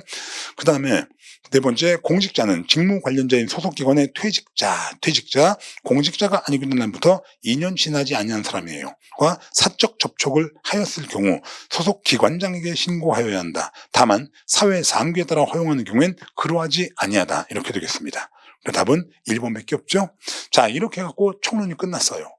보통 일반적으로다가 여기서 승진은 총론 문제보다 강론 문제가 더 많거든요. 근데 요번은 특이하게도 총론과 강론을 50대 50으로 딱 균형을 맞춰놨습니다. 자, 그래가지고서 20번까지가 총론 되겠고 21번 요건 강론입니다. 자, 그럼 이제 하나하나 보게 되면 사회학적 범죄학에 대한 설명으로 가장 적절하지 않은 것 1. 머튼의 긴장 이론은 하위 계층의 목표 달성 좌절이라는 구조적 문제가 사회적 긴장을 이야기하고 범죄로 이어진다고 보고 있다. 맞아요. 두 번째, 레클리스의 견제 이론은 좋은 자아관념이 범죄 환경에도 불구하고 비행에 가담치 않은 요소로다가 작용한다고 보고 있다. 맞습니다. 자, 이건 어떤 거냐면 일반적으로다가 범죄적 환경에 있는 사람들은 범죄한다예요. 그런데 가끔 가다 보면 분명히 범죄적 환경에 있음에도 불구하고 범죄 안 하는 사람들이 있거든요. 그건 대체 이건 왜 범죄하지 않을까? 그걸 연구한 게 있습니다. 그게 바로 여기 있는 견제 이론과 그 다음에 그 밑에 사회 유대 이론이에요. 이건요. 그래서 견제 이론은 좋은 자아관념을 가지고 있으면 범죄 환경에 노출돼 있다 하더라도 범죄하지 않는다예요. 그 다음에 3번에 허슈의 사회 유대 이론은 애착, 참여, 전념, 신념이라는 사회적 유대가 약화되면 범죄로 발현될 수 있다고 보고 있다. 맞아요. 그 다음에 세 번째, 코엔의 하위 문화 이론은 범죄를 중류계층에 대한 반항이 아닌 틀렸습니다. 이거는 중류계층에 대한 저항으로 반항으로 비행을 저지른다 이렇게 얘기해요. 그래서 애들이 보통 이제 범죄를 저지르는 것은 기성세대, 기존 세대에 대한 반항으로다가 범죄를 저지른다 이렇게 얘기하는 겁니다. 그렇기 때문에 여기 반항이 아닌 틀렸어요. 이건 중류계층에 대한 저항으로 비행을 저지르는 겁니다. 아닌 하위 문화의 가치와 규범이 정상적으로 반영된 것이라고 보고 있다. 틀렸죠? 이건요. 그래서 답은 4번 되겠습니다. 자, 이렇게 되겠고 이제 22번에 범죄 통제 이론에 관한 설명으로 가장 적절하지 않은 것 1. 합리적 선택 이론은 결정론적 인간관에 입각하여 바로 틀렸어요. 비결정론적 인간관입니다. 자, 이 합리적 선택 이론을 가지고 우린 뭐라고도 얘기하냐면은 신고전주의라고도 얘기해요. 합리적 선택 이론 같은 경우. 자, 이건 뭐냐면 인간을 합리적 인간으로 보는 겁니다. 그래가지고 범죄로 인한 이득이 손해보다 크다면 범죄한다예요. 그러니까 누구라도 범죄로 인한 이득이 손해보다 크다면 범죄하기 때문에 범죄자가 되기로 결정되어 있지 않다. 비결정론적 인간관이 되는 겁니다. 이건요. 그럼 그에 비해서 뭐 생리적 범죄인설 같은 실증주의는요. 태어날 때부터 이미 범죄자가 되고 결정돼 있지요. 그건 결정론적 인간관입니다. 그렇기 때문에 여기서 합리적 선택 이론은 결정론적 인간관에 입각하여 바로 틀렸습니다. 비결정론적 인간관입니다. 입장에서 체포의 위험성과 처벌의 확실성을 높이는 것이 효과적 범죄 대책이라고 보고 있다. 그래서 1번 틀렸습니다. 답 1번이에요.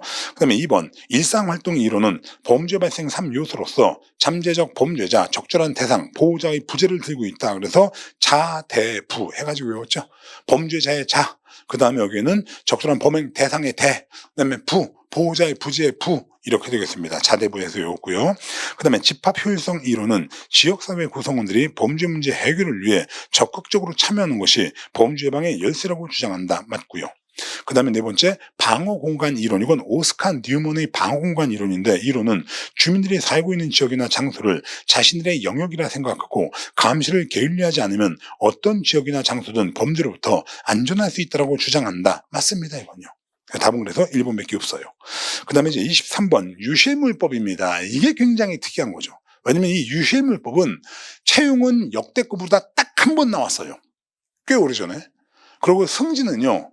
제 기억으로 다 유실물법 승진의 시험에 나온 거는 2004년도, 5년도, 지금부터 20년 전입니다. 그때 나오고 거의 안 나왔거든요.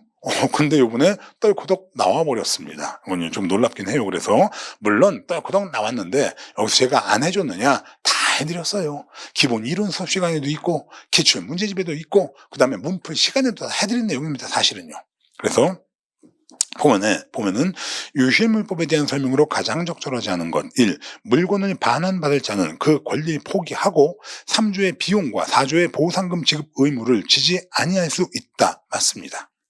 두 번째, 이 법 및 민법 제253조, 254조에 따라 물건의 소유권을 취득한 자가 그 취득한 날부터 1개월 이내에 물건을 경찰서, 지방경찰단, 자치경찰단으로부터 받아가지 아니한 때는 그 소유권을 상실한다 그랬는데 1개월이 아니라 3개월입니다. 이건요. 1개월이 아니고 3개월이에요. 자, 그래서 2번 틀렸고 3번에 습득자는 미리 신고하여 습득물에 관한 모든 권리를 포기하고 의무를 지지 아니할 수 있다. 맞고요. 그 다음에 네 번째, 물건을 반환받는 자는 물건 가액의 5에서 20% 이하의 범위에서 보상금을 습득자에게 지급하여야 한답니다. 맞고, 다만 국가, 지방, 자치단체와 그 밖의 대통령령으로 정하는 공공기관은 보상금을 청구할 수 없다. 맞아요. 왜냐면 여기에는 국가나 지방, 자치단체는요, 유실물을 찾아줄 의무가 있습니다. 그러니까 지가 의무를 이행했기 때문에 거기다가 보상금을 지급하진 않아요. 그래가지고 23번의 답은 2번밖에 없습니다.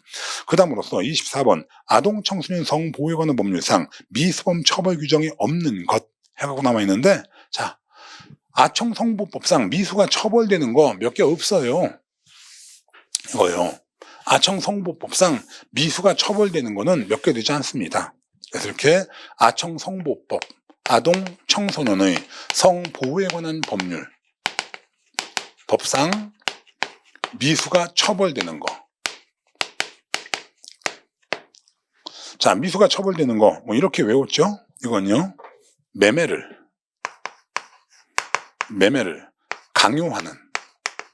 강요하는 음란한 재수시 강추, 이렇게 해서 외웠던 겁니다. 뭐요? 자, 그래가지고 뭐가 있냐면 아동 청소년 매매 행위, 이거 성매매 아닙니다. 인신매매예요. 그 다음에 두 번째로다가 아동 청소년에 대한 아청에 대한 강요행위. 이건 뭐냐면 아동 청소년에게 성을 팔라고 강요하는 행위입니다. 그 다음에 세 번째, 아동 청소년 이용 음란물. 이게 뭐냐면 아동 청소년 성 착취물입니다. 제작, 수출, 수입. 그리고 네 번째, 아동 청소년에 대한 강제 추행 행위. 이거 미수가 처벌돼요. 뭐요? 그리고 한 개 더 있습니다. 미수가 처벌되는 거요. 뭐냐면은 아동 청소년 성 착취물을 이용하여서 여기서 협박하는 겁니다. 성 착취물을 이용해 가지고서 협박하는 것. 자, 이거 뭐냐? 제작으로 들어가죠. 제작을 해야 협박을 하든 말든 할 거 아닙니까? 이건요. 자, 이게 아청성보법상 미수가 처벌되는 거고 나머진 미수 처벌 없어요. 자, 그래서 하나하나 보면 1번에 아동 청소년에 대하여 폭행이나 협박으로 구강, 항문 및 신체 내부에 성기를 넣는 행위. 이게 뭡니까? 강제 추행 행위입니다. 이거요. 자, 이렇게 되겠고요. 그 다음에 두 번째, 아동 청소년 성 착취물을 이용하여 아동 청소년을 협박하는 행위. 이거요. 그 다음에 세 번째, 아동 청소년의 성을 사는 행위를 알선하거나 정보통신망에 알선 정보를 제공하는 행위를 업으로 하는 자. 자, 이건 미수 처벌되지 않습니다. 네 번째, 선불금, 그 밖에 채무를 이용하는 등의 방법으로 아동 청소년을 곤경에 빠뜨리거나 위력으로 아동 청소년으로 하여금 아동 청소년의 성을 사는 행위에 상대방이 되게 한 자. 이게 바로 강요행위입니다. 성을 팔라고 강요하는 거죠. 이게요. 자, 그러기 때문에 여기서 미수 처벌되지 않는 것 3번밖에 없어요. 자, 그리고 이제 25번. 이건 이제 범죄수사규칙입니다. 경찰청 범죄수사규칙, 경찰수사규칙. 요거는 승진시험에서는 매년 나옵니다. 채용은 잘 안 나와도. 그래가지고 제가 승진 모의고사에 있을걸요, 이거? 한번 봅시다. 고소, 고발에 관한 설명으로 가장 적절하지 않은 것. 1. 경찰청 범죄수사규칙상 경찰관은 고소, 고발은 관할 여부에 따라서 접수하여야 한다. 관할 여부 불문하고 접수해야죠. 아니, 동작청에다가 고소 딱 했더니만, 여긴 우리 관할이 아니니 딴 데로 가보십시오. 그러면 어떡합니까? 그러니까 관할 불문하고 접수하는 겁니다. 그렇기 때문에 1번 바로 틀렸습니다. 이건 공부 안 해도 알아. 이거는요. 아니, 무슨 고소 고발 사건을 관할 여부에 따라서 접수하면은 이건 부산 사는 사람은 꼭 부산 가서 고소 고발해야 돼요? 귀찮아서 못해 그러면은. 그렇기 때문에 관할 불문하고 접수하여야 한다. 이렇게 되겠습니다. 1번 틀렸어요. 2번에 경찰청 범죄수사규칙상 고소고발을 수리한 경찰관은 지체 없이입니다. 지체 없이. 고소고발 내용이 경찰 수사규칙 제108조 1항 4호 각하에 해당하는지 검토하여야 한다. 맞고요. 세 번째, 경찰 수사규칙상, 자 제가 범죄 수사규칙하고 경찰 수사규칙은 매년 나온다고 했어요. 그래서 경찰 수사규칙상 사법경찰관리는 구술로 제출된 고소고발을 수리하는 데 경우에는 진술주서 작성하여야 한다. 맞고요. 네 번째, 경찰 수사규칙상 사법경찰관리는 고소고발을 수리한 날부터 3개월 이내에 수사에 맞춰야 됩니다. 다 맞아요. 답은 1번 되겠습니다.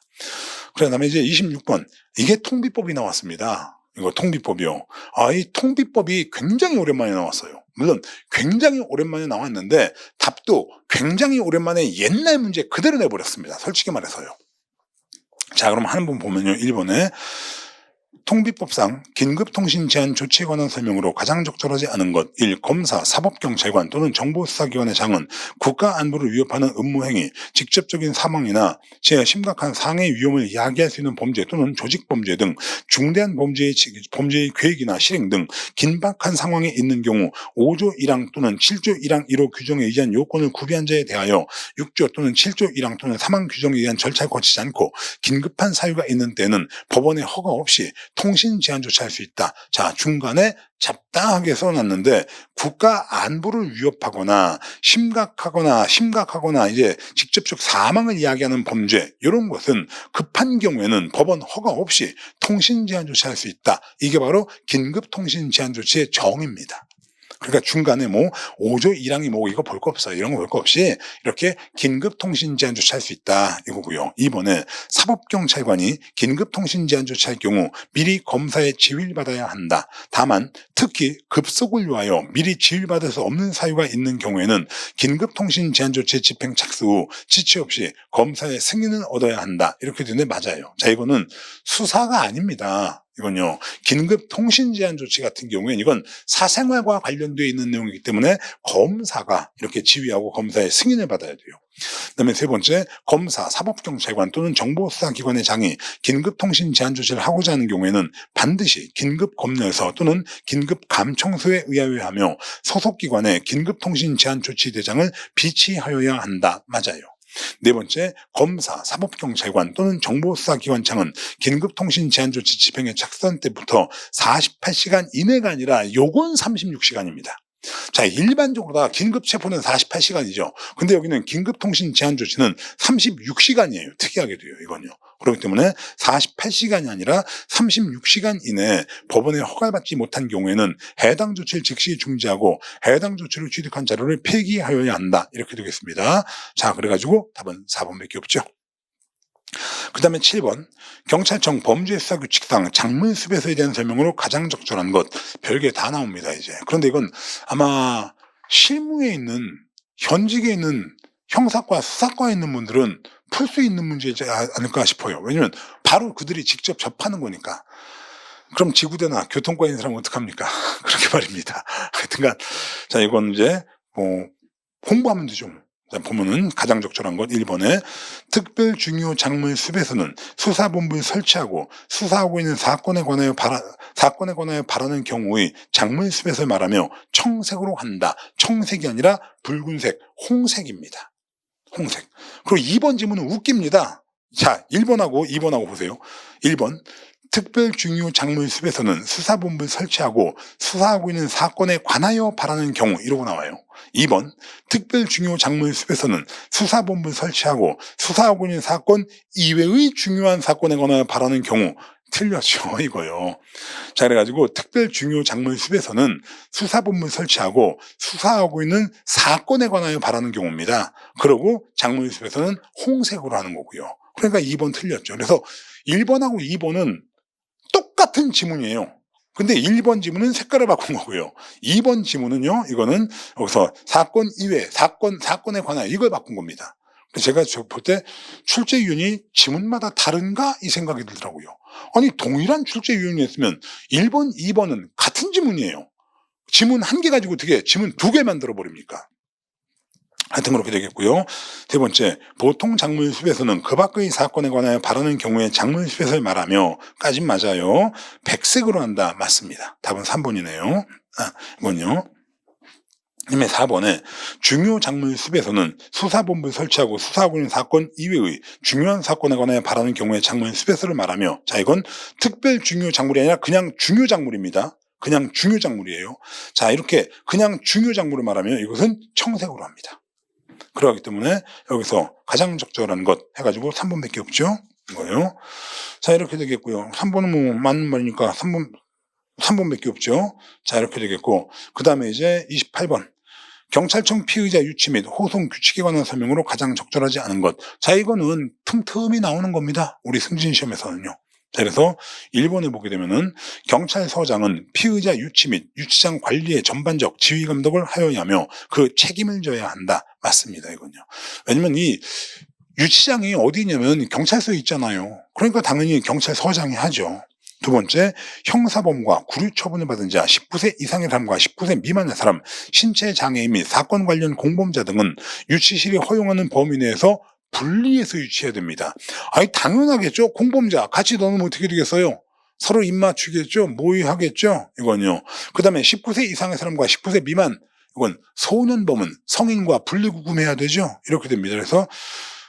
그래서 허용하는 범위 내에서 분리하여 유치하여야 하며, 맞아요. 신체 장애인에 대하여는 신체 장애를 고려한 처우를 하여야 한다. 맞습니다. 세 번째, 유치인 보호관은 피의자를 유치하는 과정에서 피의자의 생명 신체에 대한 위해를 방지하고 유치장 내의 안전과 질서를 유지하기 위하여 유치인의 신체, 의료, 휴대폰 및 유치실을 검사하여야 하는 게 아니라 검사할 수 있는 겁니다. 그리고 네 번째, 동시에 3명 이상의 피의자를 입감시킬 때에는 경위입니다. 경위 이상 경찰관이 입회하여 순차적으로 입감시켜야 한다. 맞아요. 답은 그래서 3번밖에 없습니다. 자, 이렇게 되고요. 그 다음에 이제 29번. 경찰청 집회 등 체증 활동 규칙. 이것도 무지하게 뭐 오랜만에 나온 거예요. 한 20년 됐을걸요, 이것도요. 그래서 이제 체증 활동 규칙 같은 경우에 있어서 이건 정말 20년 됐습니다. 정말 특이하게 나온 거예요. 그래서 이번에 진짜 오랜만에 나온 게 뭐냐면 유실물법, 그다음에 통신비밀보호법, 그다음에 여기에는 경찰 체증 활동 규칙입니다. 그래서 보면은요, 그러니까 이건 20년 만에 나왔다. 이 말은 무슨 말이냐? 원래 잘 안 나온다. 그러니까 내년 승진 시험에 나올 거냐? 제가 볼 땐 안 나올 가능성이 훨씬 높답니다. 이건요. 그러니까 한 번 내고 만 것 같아요. 그러니까 너무 스트레스 받지 마세요. 자, 적절하지 않은 것 1. 시도경찰청 경비과장은 감사, 정보통신부서와 합동으로 반기 1회 체증자료 관리의 적절성 여부를 점검하여야 한다. 이랬는데, 체증자료 관리의 적절성 여부는요, 시도경찰청 경비과장이 하는 게 아니라 경찰청 경비과장이 하는 겁니다. 이건요. 그리고 반기 1회가 아니라 연 1회입니다. 그래가지고 1번 틀렸어요. 그 다음에 2번에 20분 이상 체증을 계속하는 경우에는 20분이 경과할 때마다 체증 중임을 고지하거나 알려야 한다. 맞고, 세 번째, 체증은 범죄의 혐의에 대한 증거자료를 확보할 필요가 있는 경우에 하나며 상당한 방법에 따라 필요한 최소한도에 그쳐야 한다. 맞고요. 자, 일단 뭐가 어쨌든 경찰 활동은 다 필요 최소한이에요. 최대한 그럼 무조건 틀리다고 보시면 돼요. 그다음에 네 번째, 체증 요원은 사진 촬영 담당, 동영상 촬영 담당, 그 다음에 신원 보호인 등 3명을 한 계좌로 편성하는 것을 원칙으로 하되 현장 상황을 고려하여 증감 편성할 수 있다. 맞습니다. 답은 1번밖에 없어요. 그 다음에 30번, 통합방법에 대한 설명으로 옳은 것은 모두 몇 개인가 그랬는데 이것도 뭐 굉장히 많이 나온 거죠. 자, 그래서 보면은 기억, 국가 중요시설이란 공공기관, 공항, 항만, 주요 산업시설 등 적에 의하여 점령 또는 파괴되거나 기능이 마비가 될 경우 국가 안보와 국민 생활에 심각한 영향을 주는 시설을 말한다. 맞습니다. 그다음에 두 번째, 을종사태란 적의 침투 도발력이 예상되거나 소규모적인 침투한 때, 이건 병종에 대한 설명이죠. 이건요. 을종은 뭡니까? 일부 또는 수개 지역에서 적이 침투하여 단기간 내에 치안 회복이 되지 않는 것, 이게 을종이에요. 그런데 여기 나온 것처럼 적의 침투 도발력이 예상되는 겁니다. 소규모 적이 침투한 때예요. 이건 병종사태에 해당합니다. 그래서 시도경찰청장, 지역군사령관, 함대사령관의 지휘 통제하에 통합방위 작전을 수행하여 단기간 내에 치안이 회복될 수 있는 사태, 이건 병종사태에 대한 퍼펙트하게 병종사태의 정의입니다. 그 다음에 디귿에 행안부 장관, 또는 국방부 장관은 통합방위 사태에 대비하여 국가 중요 시설에 대한 방호 지원 계획을 수립 시행하여야 한다. 그런데 방호 지원 계획은 이것은요. 왜냐면 자, 이건 국가 중요 시설에 대한 방호 계획인데요. 자체 방호 계획은 국가 중요 시설의 관리자가 합니다. 아니요. 그래가지고 중요 시설에 대한 자체 방호 계획. 자, 이건 국가 중요 시설의 관리자가 해요. 그리고 방호 지원 계획. 방호 지원 계획. 자, 이건 어떤 거냐면요. 예를 들어 한국은행 같은 경우에는 자체 방호 계획은 한국은행장이 특수경비원이나 청원경찰을 써가지고 하는 겁니다. 그런데 이 사람은 민간인들이잖아요. 그러니까 방호 제대로 못 하잖아요. 그러니까 요 지원은 누가 해주느냐라고 한다면 경찰과 군인이 합니다. 이건요. 경찰과 군인이. 그래서 시도경찰청장 그리고 지역군 사령관이 합니다. 지원은요. 이렇게 합니다. 그러기 때문에 지금 지문에 보게 되면 디귿에 행안부 장관과 국방부 장관은 틀렸죠. 이건요. 방호 지원 계획은 경찰과 군인이 하는 겁니다. 자, 그래가지고 디귿 틀렸고요. 그 다음에 리을에 행안부 장관 또는 국방부 장관은 둘 이상의 시도에 걸쳐 병종사태에 해당하는 상황이 발생하였을 때 즉시 국무총리를 거쳐 대통령에게 통합방위 사태의 선포를 건의하여야 한다. 맞아요. 그 다음에 미음에 방호란 적의 침투 도발이나 그 위협에 대응하기 위하여 각종 국가 방위 요소를 통합하고 지휘체계를 일어나여 국가를 방위하는 것. 이건 방호에 대한 설명이 아니라 통합 방위의 설명입니다. 통합 방위. 통합 방위 설명이에요. 이건요. 그래가지고 미음도 틀렸습니다. 틀리는 것 니은 디귿 미음 해가지고 3개 되겠습니다. 틀리는 거 3개니까 옳은 거 고르랬죠? 네, 2개입니다. 답이 2번이에요. 그 다음에 31번 테러 취약시설 안전활동에 관한 규칙. 이건 채용은 잘 안 나오는데 승진은 틈틈이 나와요. 그래서 기출문제집에 보셔도 승진용으로서 나와 있습니다. 그래서 보면요 1번에 테러 취약시설의 지정은 시도경찰청장이 하는 게 아니라 경찰청장이 행합니다. 테러 취약시설 이것은 이제 경찰청장이 정하는 거예요. 그 다음에 2번째 공관지역이란 소유자 여부를 불문하고 공관장 주거를 포함하여 공관의 목적으로 사용되는 건물과 건물의 부분 및 부속 토지를 말한다. 맞고요.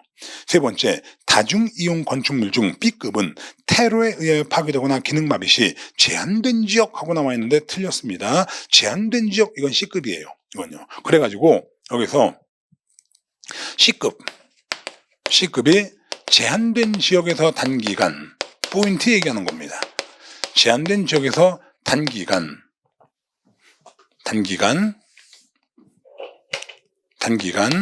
통합방위 수행이 요구가 되고 그 다음으로써 여기서 어디 하다 말았냐? 아, 여기 31번 하다 말았죠? 이거는요. 그래서 여기서 그 C급 같은 경우에는요. 이거는 상당한 영향입니다.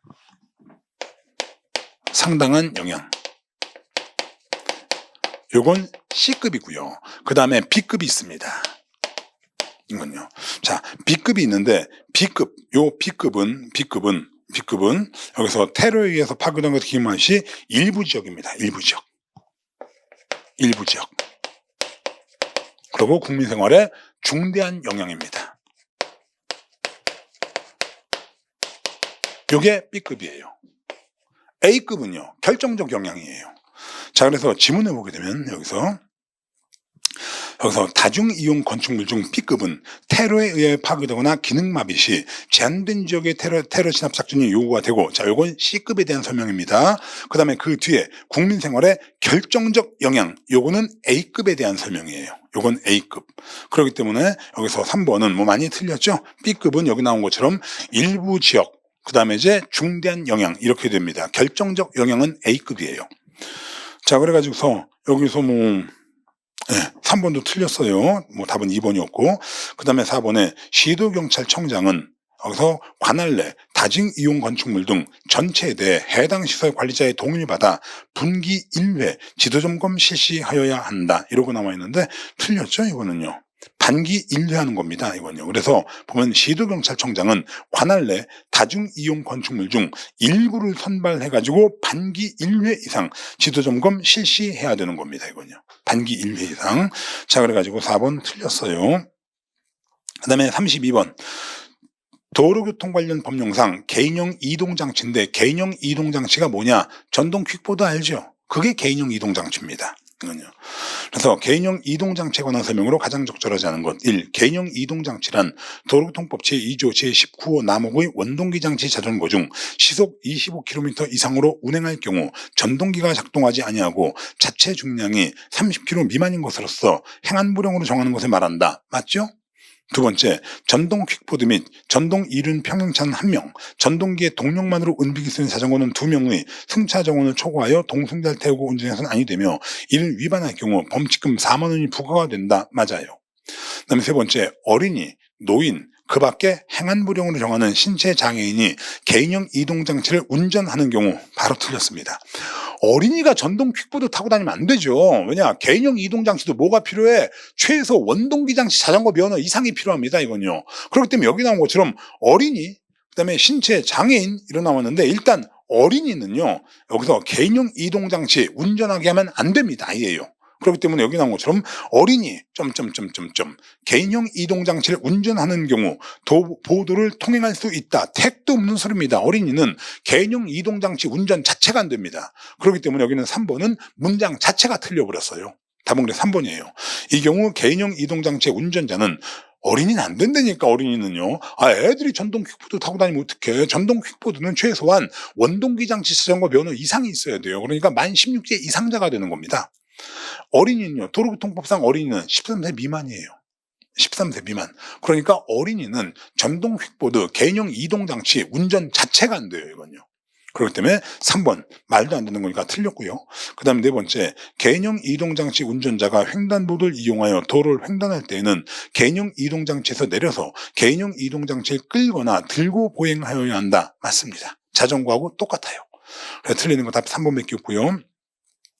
33번 음주운전 관련 판례 내용으로 가장 적절하지 않은 것. 자, 이거는 그동안 기출문제집에 있던 다 내용들입니다. 그래서 여러분들이 다 아는 내용일 거예요.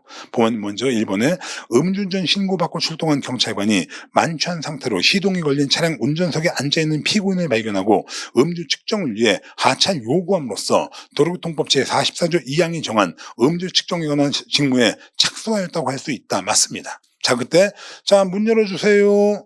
이것도 음주 측정에 착수한 겁니다. 그러니까 자, 여기서 술 먹은 인간이 자, 차문 열어주세요 이랬는데 안 열고 버텼다. 그러면 음주 측정 거부입니다. 그때부터는요. 똑같아요. 1번 그래서 맞고. 2번 운전자가 경찰 공무원으로부터 음주 측정을 요구받고 호흡 측정기에 숨을 내쉬는 신용만 했어요. 자, 부세요 했더니 후 부는 게 아니라 빤다 그겁니다. 그거 측정 거부입니다. 이것도요. 그래가지고 형식적으로 음주 측정에 응하였을 뿐 경찰 공무원의 거듭된 요구에도 불구하고 호흡 측정기에 음주 측정 수치가 나타날 정도로 숨을 제대로 불어넣지 않아야 한다면 운전자가 정당한 사유 없이 호흡 측정기에 의한 음주 측정에 불응한 경우 음주 측정 불응죄가 성립한다. 맞아요.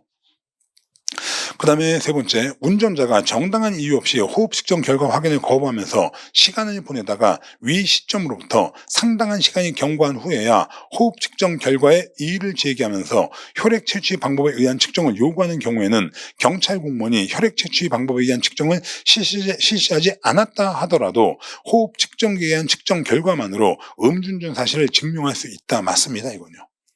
왜냐면 이미 호흡 측정 다 했거든. 근데 상당한 시간이 경과했대. 시간은 뭐 1시간이고 2시간이 끈 거야. 그 다음에 혈중 알코올 농도가 떨어지는 것 같으니까 그제 가서 피 뽑죠? 이랬는데 이때 피 안 뽑고 그 전에 한 호흡 측정만으로도 음주운전 이거 성립할 수 있는 걸로 보는 겁니다. 그 다음에 네 번째, 경찰관이 술에 취한 상태에서 자동차를 운전하는 것으로 보이는 피고인을 경찰관 직무집행법 제4조 1항에 따라 보호조치 대상자로 보아. 자, 술에 취한 상태입니다. 아까 강제 보호조치 대상 해가지고서 배웠죠? 주취자요. 주취자 강제 보호조치 대상입니다. 그러하기 때문에 요 주취자를 보호조치하는 것 적법입니까? 위법입니까? 적법이죠. 이건요. 자, 그래가지고 경찰관이 술에 취한 상태에서 자동차를 운전한 것으로 보이는 피고인을 경찰관 직무집행법 4조 1항에 따른 보호조치 대상자로 보아 경찰서 지구대로 데려온 직후, 자, 이거 촉법이에요. 현재까지 3회에 걸쳐 음주 측정을 요구하였는데 피고인이 불응하여 구도로교통법상 음주 측정 불응죄로 다 기소한 사안에서 위법한 보호조치 상태를 이용하여, 여기서 위법한 보호조치 상태가 없죠. 이건요, 적법이에요 다. 그래서 위법한 보호조치 상태를 이용하여 음주 측정 요구가 이루어졌다는 등 특별한 사정이 없다 하더라도 이러한 음주 측정 요구는 위법한 체포 상태에서 이루어진 것으로 음주 측정 불응죄가 성립하지 아니한다. 틀렸죠 이건요. 그래서 위법한 보호조치 상태를 이용하여 음주 측정 요구가 이루어졌다는 등 특별한 사정이 없으면 이건 위법이 아닙니다. 적법이에요. 그렇기 때문에 4번 틀렸습니다. 자, 이렇게 되겠고, 이제 54번 도로교통법상 주차 및 정차가 모두 금지가 된 장소에 해당하지 않는 것 하고 나와 있는데, 자, 이건 주차 및 정차가 모두 금지가 되지 않는 장소에 해당하지 않는 것, 이건 주차 금지 장소 찾아달라는 소리입니다. 주정차 금지 장소가 있고요, 주차 금지 장소가 있습니다. 이건요, 주차 금지라고 하는 것은 정차는 된다는 소리죠. 주차 금지 장소, 이 말은 정차는 된다는 소리예요.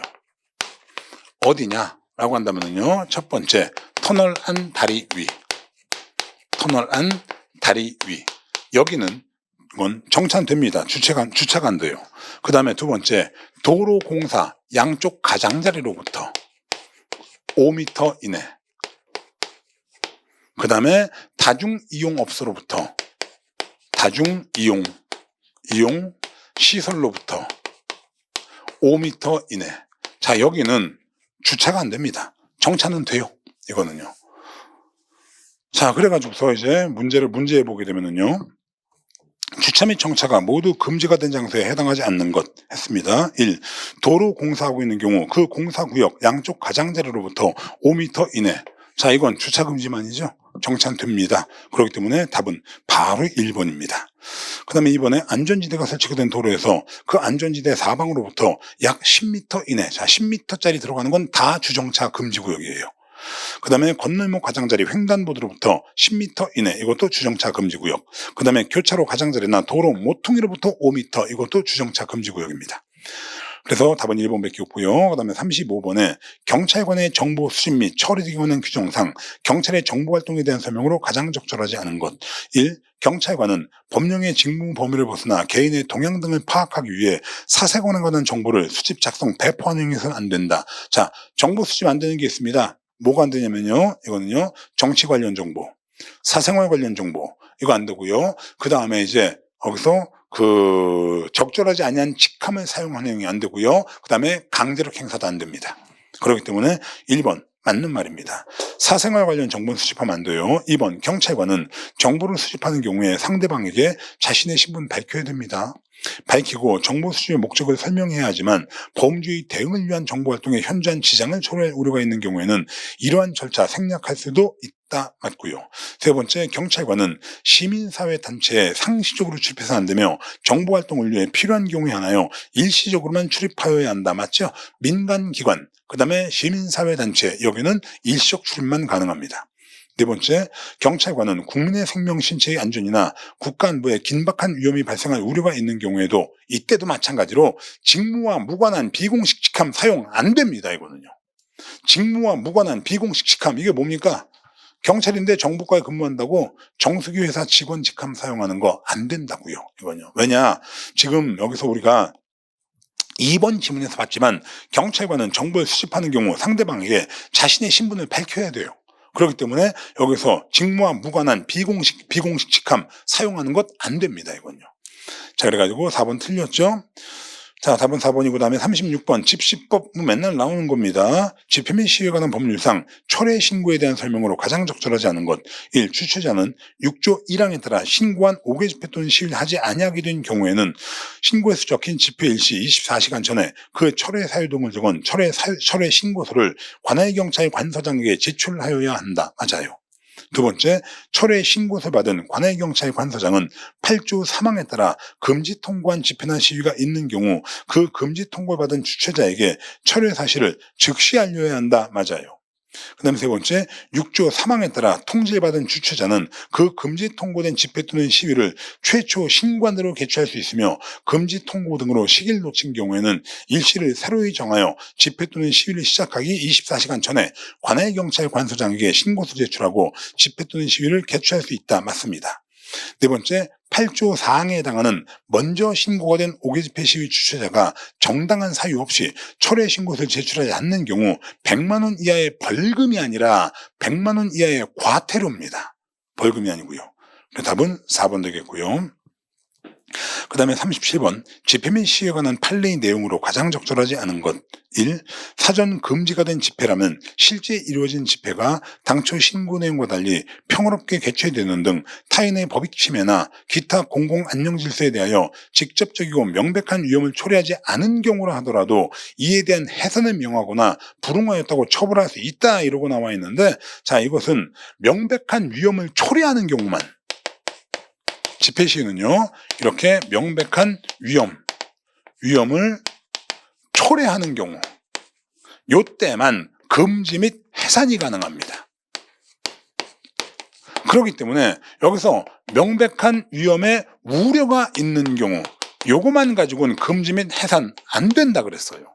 그렇기 때문에 여기 나온 것처럼 명백한 위험을 초래하지 않은 경우다, 그럼 금지 및 해산 조치 못합니다. 집회 시위는 헌법에 규정된 국민의 기본권이에요. 그렇기 때문에 집회 시위에 있어서 금지 및 해산은 명백한 위험을 초래하는 경우에만 가능해요. 그러니까 위험에 우려가 있다거나 아니면 명백하지 않고 경미한 위험이 있다거나 그럴 땐 해산 못 시킵니다. 이건요. 그렇기 때문에 여기서 해산을 명하고 이에 불응하였다면 처벌할 수 있다 그랬는데, 해산 명할 수도 없고요. 만약에 해산을 명했다, 그럼 그 해산 자체가 불법이에요. 그러니까 거기에 불응했다고 해도 이거 공무집행 방해가 성립하지 않습니다. 그래서 1번 바로 틀렸어요. 두 번째, 집회의 자유는 집회에 참가하지 못하게 하는 국가의 강제를 금지할 뿐만 아니라 집회 참가자에 대한 검문의 방법으로 시간을 지연시킴으로써 집회 장소에 접근하는 것을 방해하는 등 집회의 자유행사에 영향을 미치는 조치도 금지한다. 맞고요. 그 다음에 세 번째, 경찰청장이 경찰 버스들로 서울특별시 서울광장을 둘러싸 통행을 제지한 행위로 인해 청구인들의 거주 이전 자유가 제한됐다고 할 수 없다. 맞는 말이죠, 이거는요. 집회 시위에서 이건 집회 시위, 정당하게 신고된 집회 시위 보호하고, 그 다음에 집회 참가자 이외의자도 보호하기 위해서 경찰 버스로다가 통행을 제지하였다. 이것은 거주 이전의 자유를 제한했다고 볼 수는 없는 겁니다. 그래가지고 3번 맞아요. 4번에 적법한 신고 없이 집회를 개최하려던 사회단체 회원들이 집회 예정 장소가 사전 봉쇄되자 인근 교회에 잠시 머문 것은 집시법상 해산명령 대상인 집회에 해당하지 않는다. 맞아요. 왜? 해산은 어느 때만 가능하니까 명백한 위험을 초래한 경우에만 해산이 가능해요. 그러니까 교회에 잠시 머물렀다. 무슨 위험이 있어? 뭐 기도하러 왔겠지. 집회 시위 성공해달라고. 그렇기 때문에 명백한 위험을 초래하진 않죠. 명백한 위험을 초래하지 않으면 해산은 안 됩니다. 자, 그래가지고 37번 답은 1번밖에 없고요. 그 다음으로써 남북교류 협력에 관한 법률 나왔어요. 자, 이 남북교류 협력에 관한 법률, 이 남북교류 협력에 관한 법률은 그동안 언제 나왔었냐면요. 보통 언제 나왔느냐? 김대중 정부, 노무현 정부, 문재인 정부 때 나왔습니다. 자, 그 세 명의 대통령의 공통점 뭡니까? 다 북한 방문했어요. 그때 나오는 겁니다. 그래가지고서 우리가 알고 있는 뭐 이명박 정부, 박근혜 정부, 윤석열 정부에서는 남북교류 협력에 관한 법률 이거 안 나옵니다. 그런데 지금 정권 바뀌어버렸죠. 이재명 정권으로요. 그래가지고 북한과 대화하려고 무지하게 노력하고 있죠. 그러면 이런 때 한 번씩 냅니다. 그래서 보면 남북교류 협력에 관한 법률에 대한 설명으로 가장 적절하지 않은 것. 근데 한번 물어나 봅시다. 남북교류 협력 왜 하는 거예요? 북한 정복하자고? 아니죠. 통일하려고 하는 겁니다. 그러니까 이건 다 통일부 장관과 관련이 있는 거예요. 주체가 통일부 장관이라고 보시면 돼요. 그래서 일본에 남한의 주민이 북한을 방문하려면 통일부 장관의 방문 승인을 받아야 하며 통일부 장관이 발급한 증명서를 소지하여야 한다. 맞고, 두 번째, 방문 승인을 받지 않고 북한을 방문한 자는 3년 이하의 징역 3천만 원 이하의 벌금에 처한다. 자, 제가 법정형 나오게 되면 웬만하면 다 맞는 지문으로 보시라고 그랬죠? 맞는 거예요. 법정형 외우지 마세요. 이거 3년 이하의 징역 3천만 원 이하의 벌금, 이거 뭐하러 외웁니까? 그거 외울 시간 있으시면요, 경찰관 직무집행법이나 더 많이 보세요. 그 다음에 세 번째, 통일부 장관은 방문 승인을 받은 사람이 거짓이나 그 밖에 부정한 방법으로 방문 승인을 받은 경우에는 그 승인을 취소하여야 한다. 맞아요. 네 번째, 재외 국민이 외국에서 북한을 방문할 때는 외교부 장관이나 재외 공관장에게 신고하여야 한다. 제가 아까 얘기했죠. 남북교류 협력 왜 합니까? 통일하려고. 그러니까 주체는 누가 돼야 돼요? 통일부 장관이 돼야죠. 그러니까 재외 국민이 북한을 방문할 때에도 통일부 장관이나 재외 공관장에게 신고하는 거지 외교부 장관에게 신고하는 거 아닙니다. 그래서 4번 틀렸어요. 그 다음에 이제 39번, 출입국 관리법상 외국인의 입국에 대한 설명으로 가장 적절하지 않은 것 했는데, 자, 이건 이제 외국인 입국 시 생체 정보와 관련되는 건데 이건 거의 잘 안 나오던 겁니다. 이거 좀 특이하죠. 자, 그래서 1번에 재입국 허가를 받은 사람 또는 재입국 허가가 면제가 된 사람으로서 그 허가 또는 면제받은 기간이 끝나기 전에 입국하는 사람은 사증 없이 입국할 수 있다. 맞고, 두 번째, 법무부 장관은 대한민국의 이익이나 공공의 안전을 해치는 행동을 할 염려가 있다고 인정할 만한 상당한 이유가 있는 사람에 대해서 입국을 금지할 수 있다. 맞죠? 입국 금지 사유입니다. 세 번째, 입국하려는 외국인은 입국 심사를 받은 때 법무부령으로 정하는 방법으로 생체 정보를 제공하고, 자, 생체 정보 대표적인 건 뭐예요? 지문. 생체 정보를 제공하고 본인임을 확인하는 절차에 응하여야 하지만 외국 정부, 국제기구의 업무를 수행하기 위해서 입국하는 사람과 그 동반 가족은 그러하지 아니하다. 맞아요. 그 다음에 네 번째, 출입국 관리 공무원은 입국 심사에 필요한 경우에는 관계 행정기관이 보유하고 있는 외국인의 생체 정보 제출을 요청할 수 있다 그랬는데, 외국인의 생체 정보 제출 요구할 수 있는 건 법무부 장관이 하는 겁니다.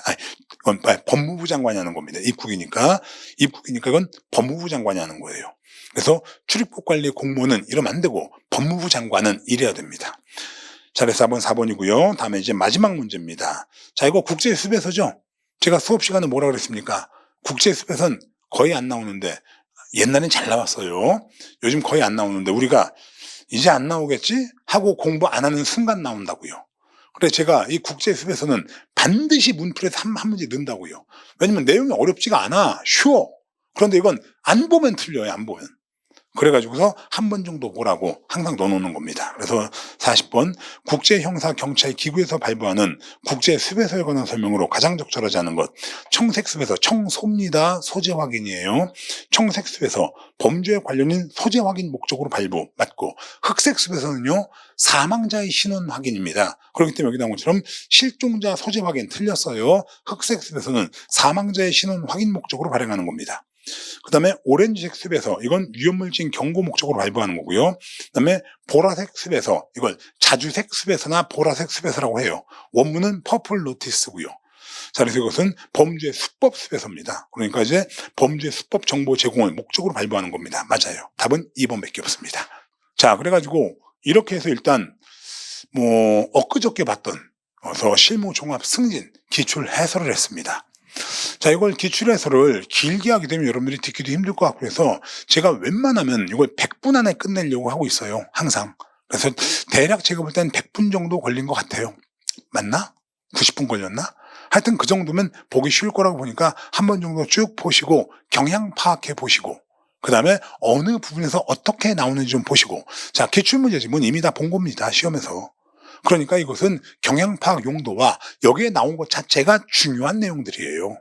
그러니까 요거 위주로 다 공부한다 이렇게 생각하시면 되겠고, 이제 저도 마찬가지로다가 요거 위주로 수업을 해줍니다. 그래서 적은 시간에 가장 많은 점수를 받을 수 있도록 하는 수업을 하려고 노력하고 있습니다. 자, 그래서 일단 기출문제 풀이 수업은 요만큼만 할 거고, 나중에 우리 이론 수업 문제풀이 그때서 쭉 한번 보도록 하겠습니다. 자, 이만큼 합시다. 예, 수고하셨습니다.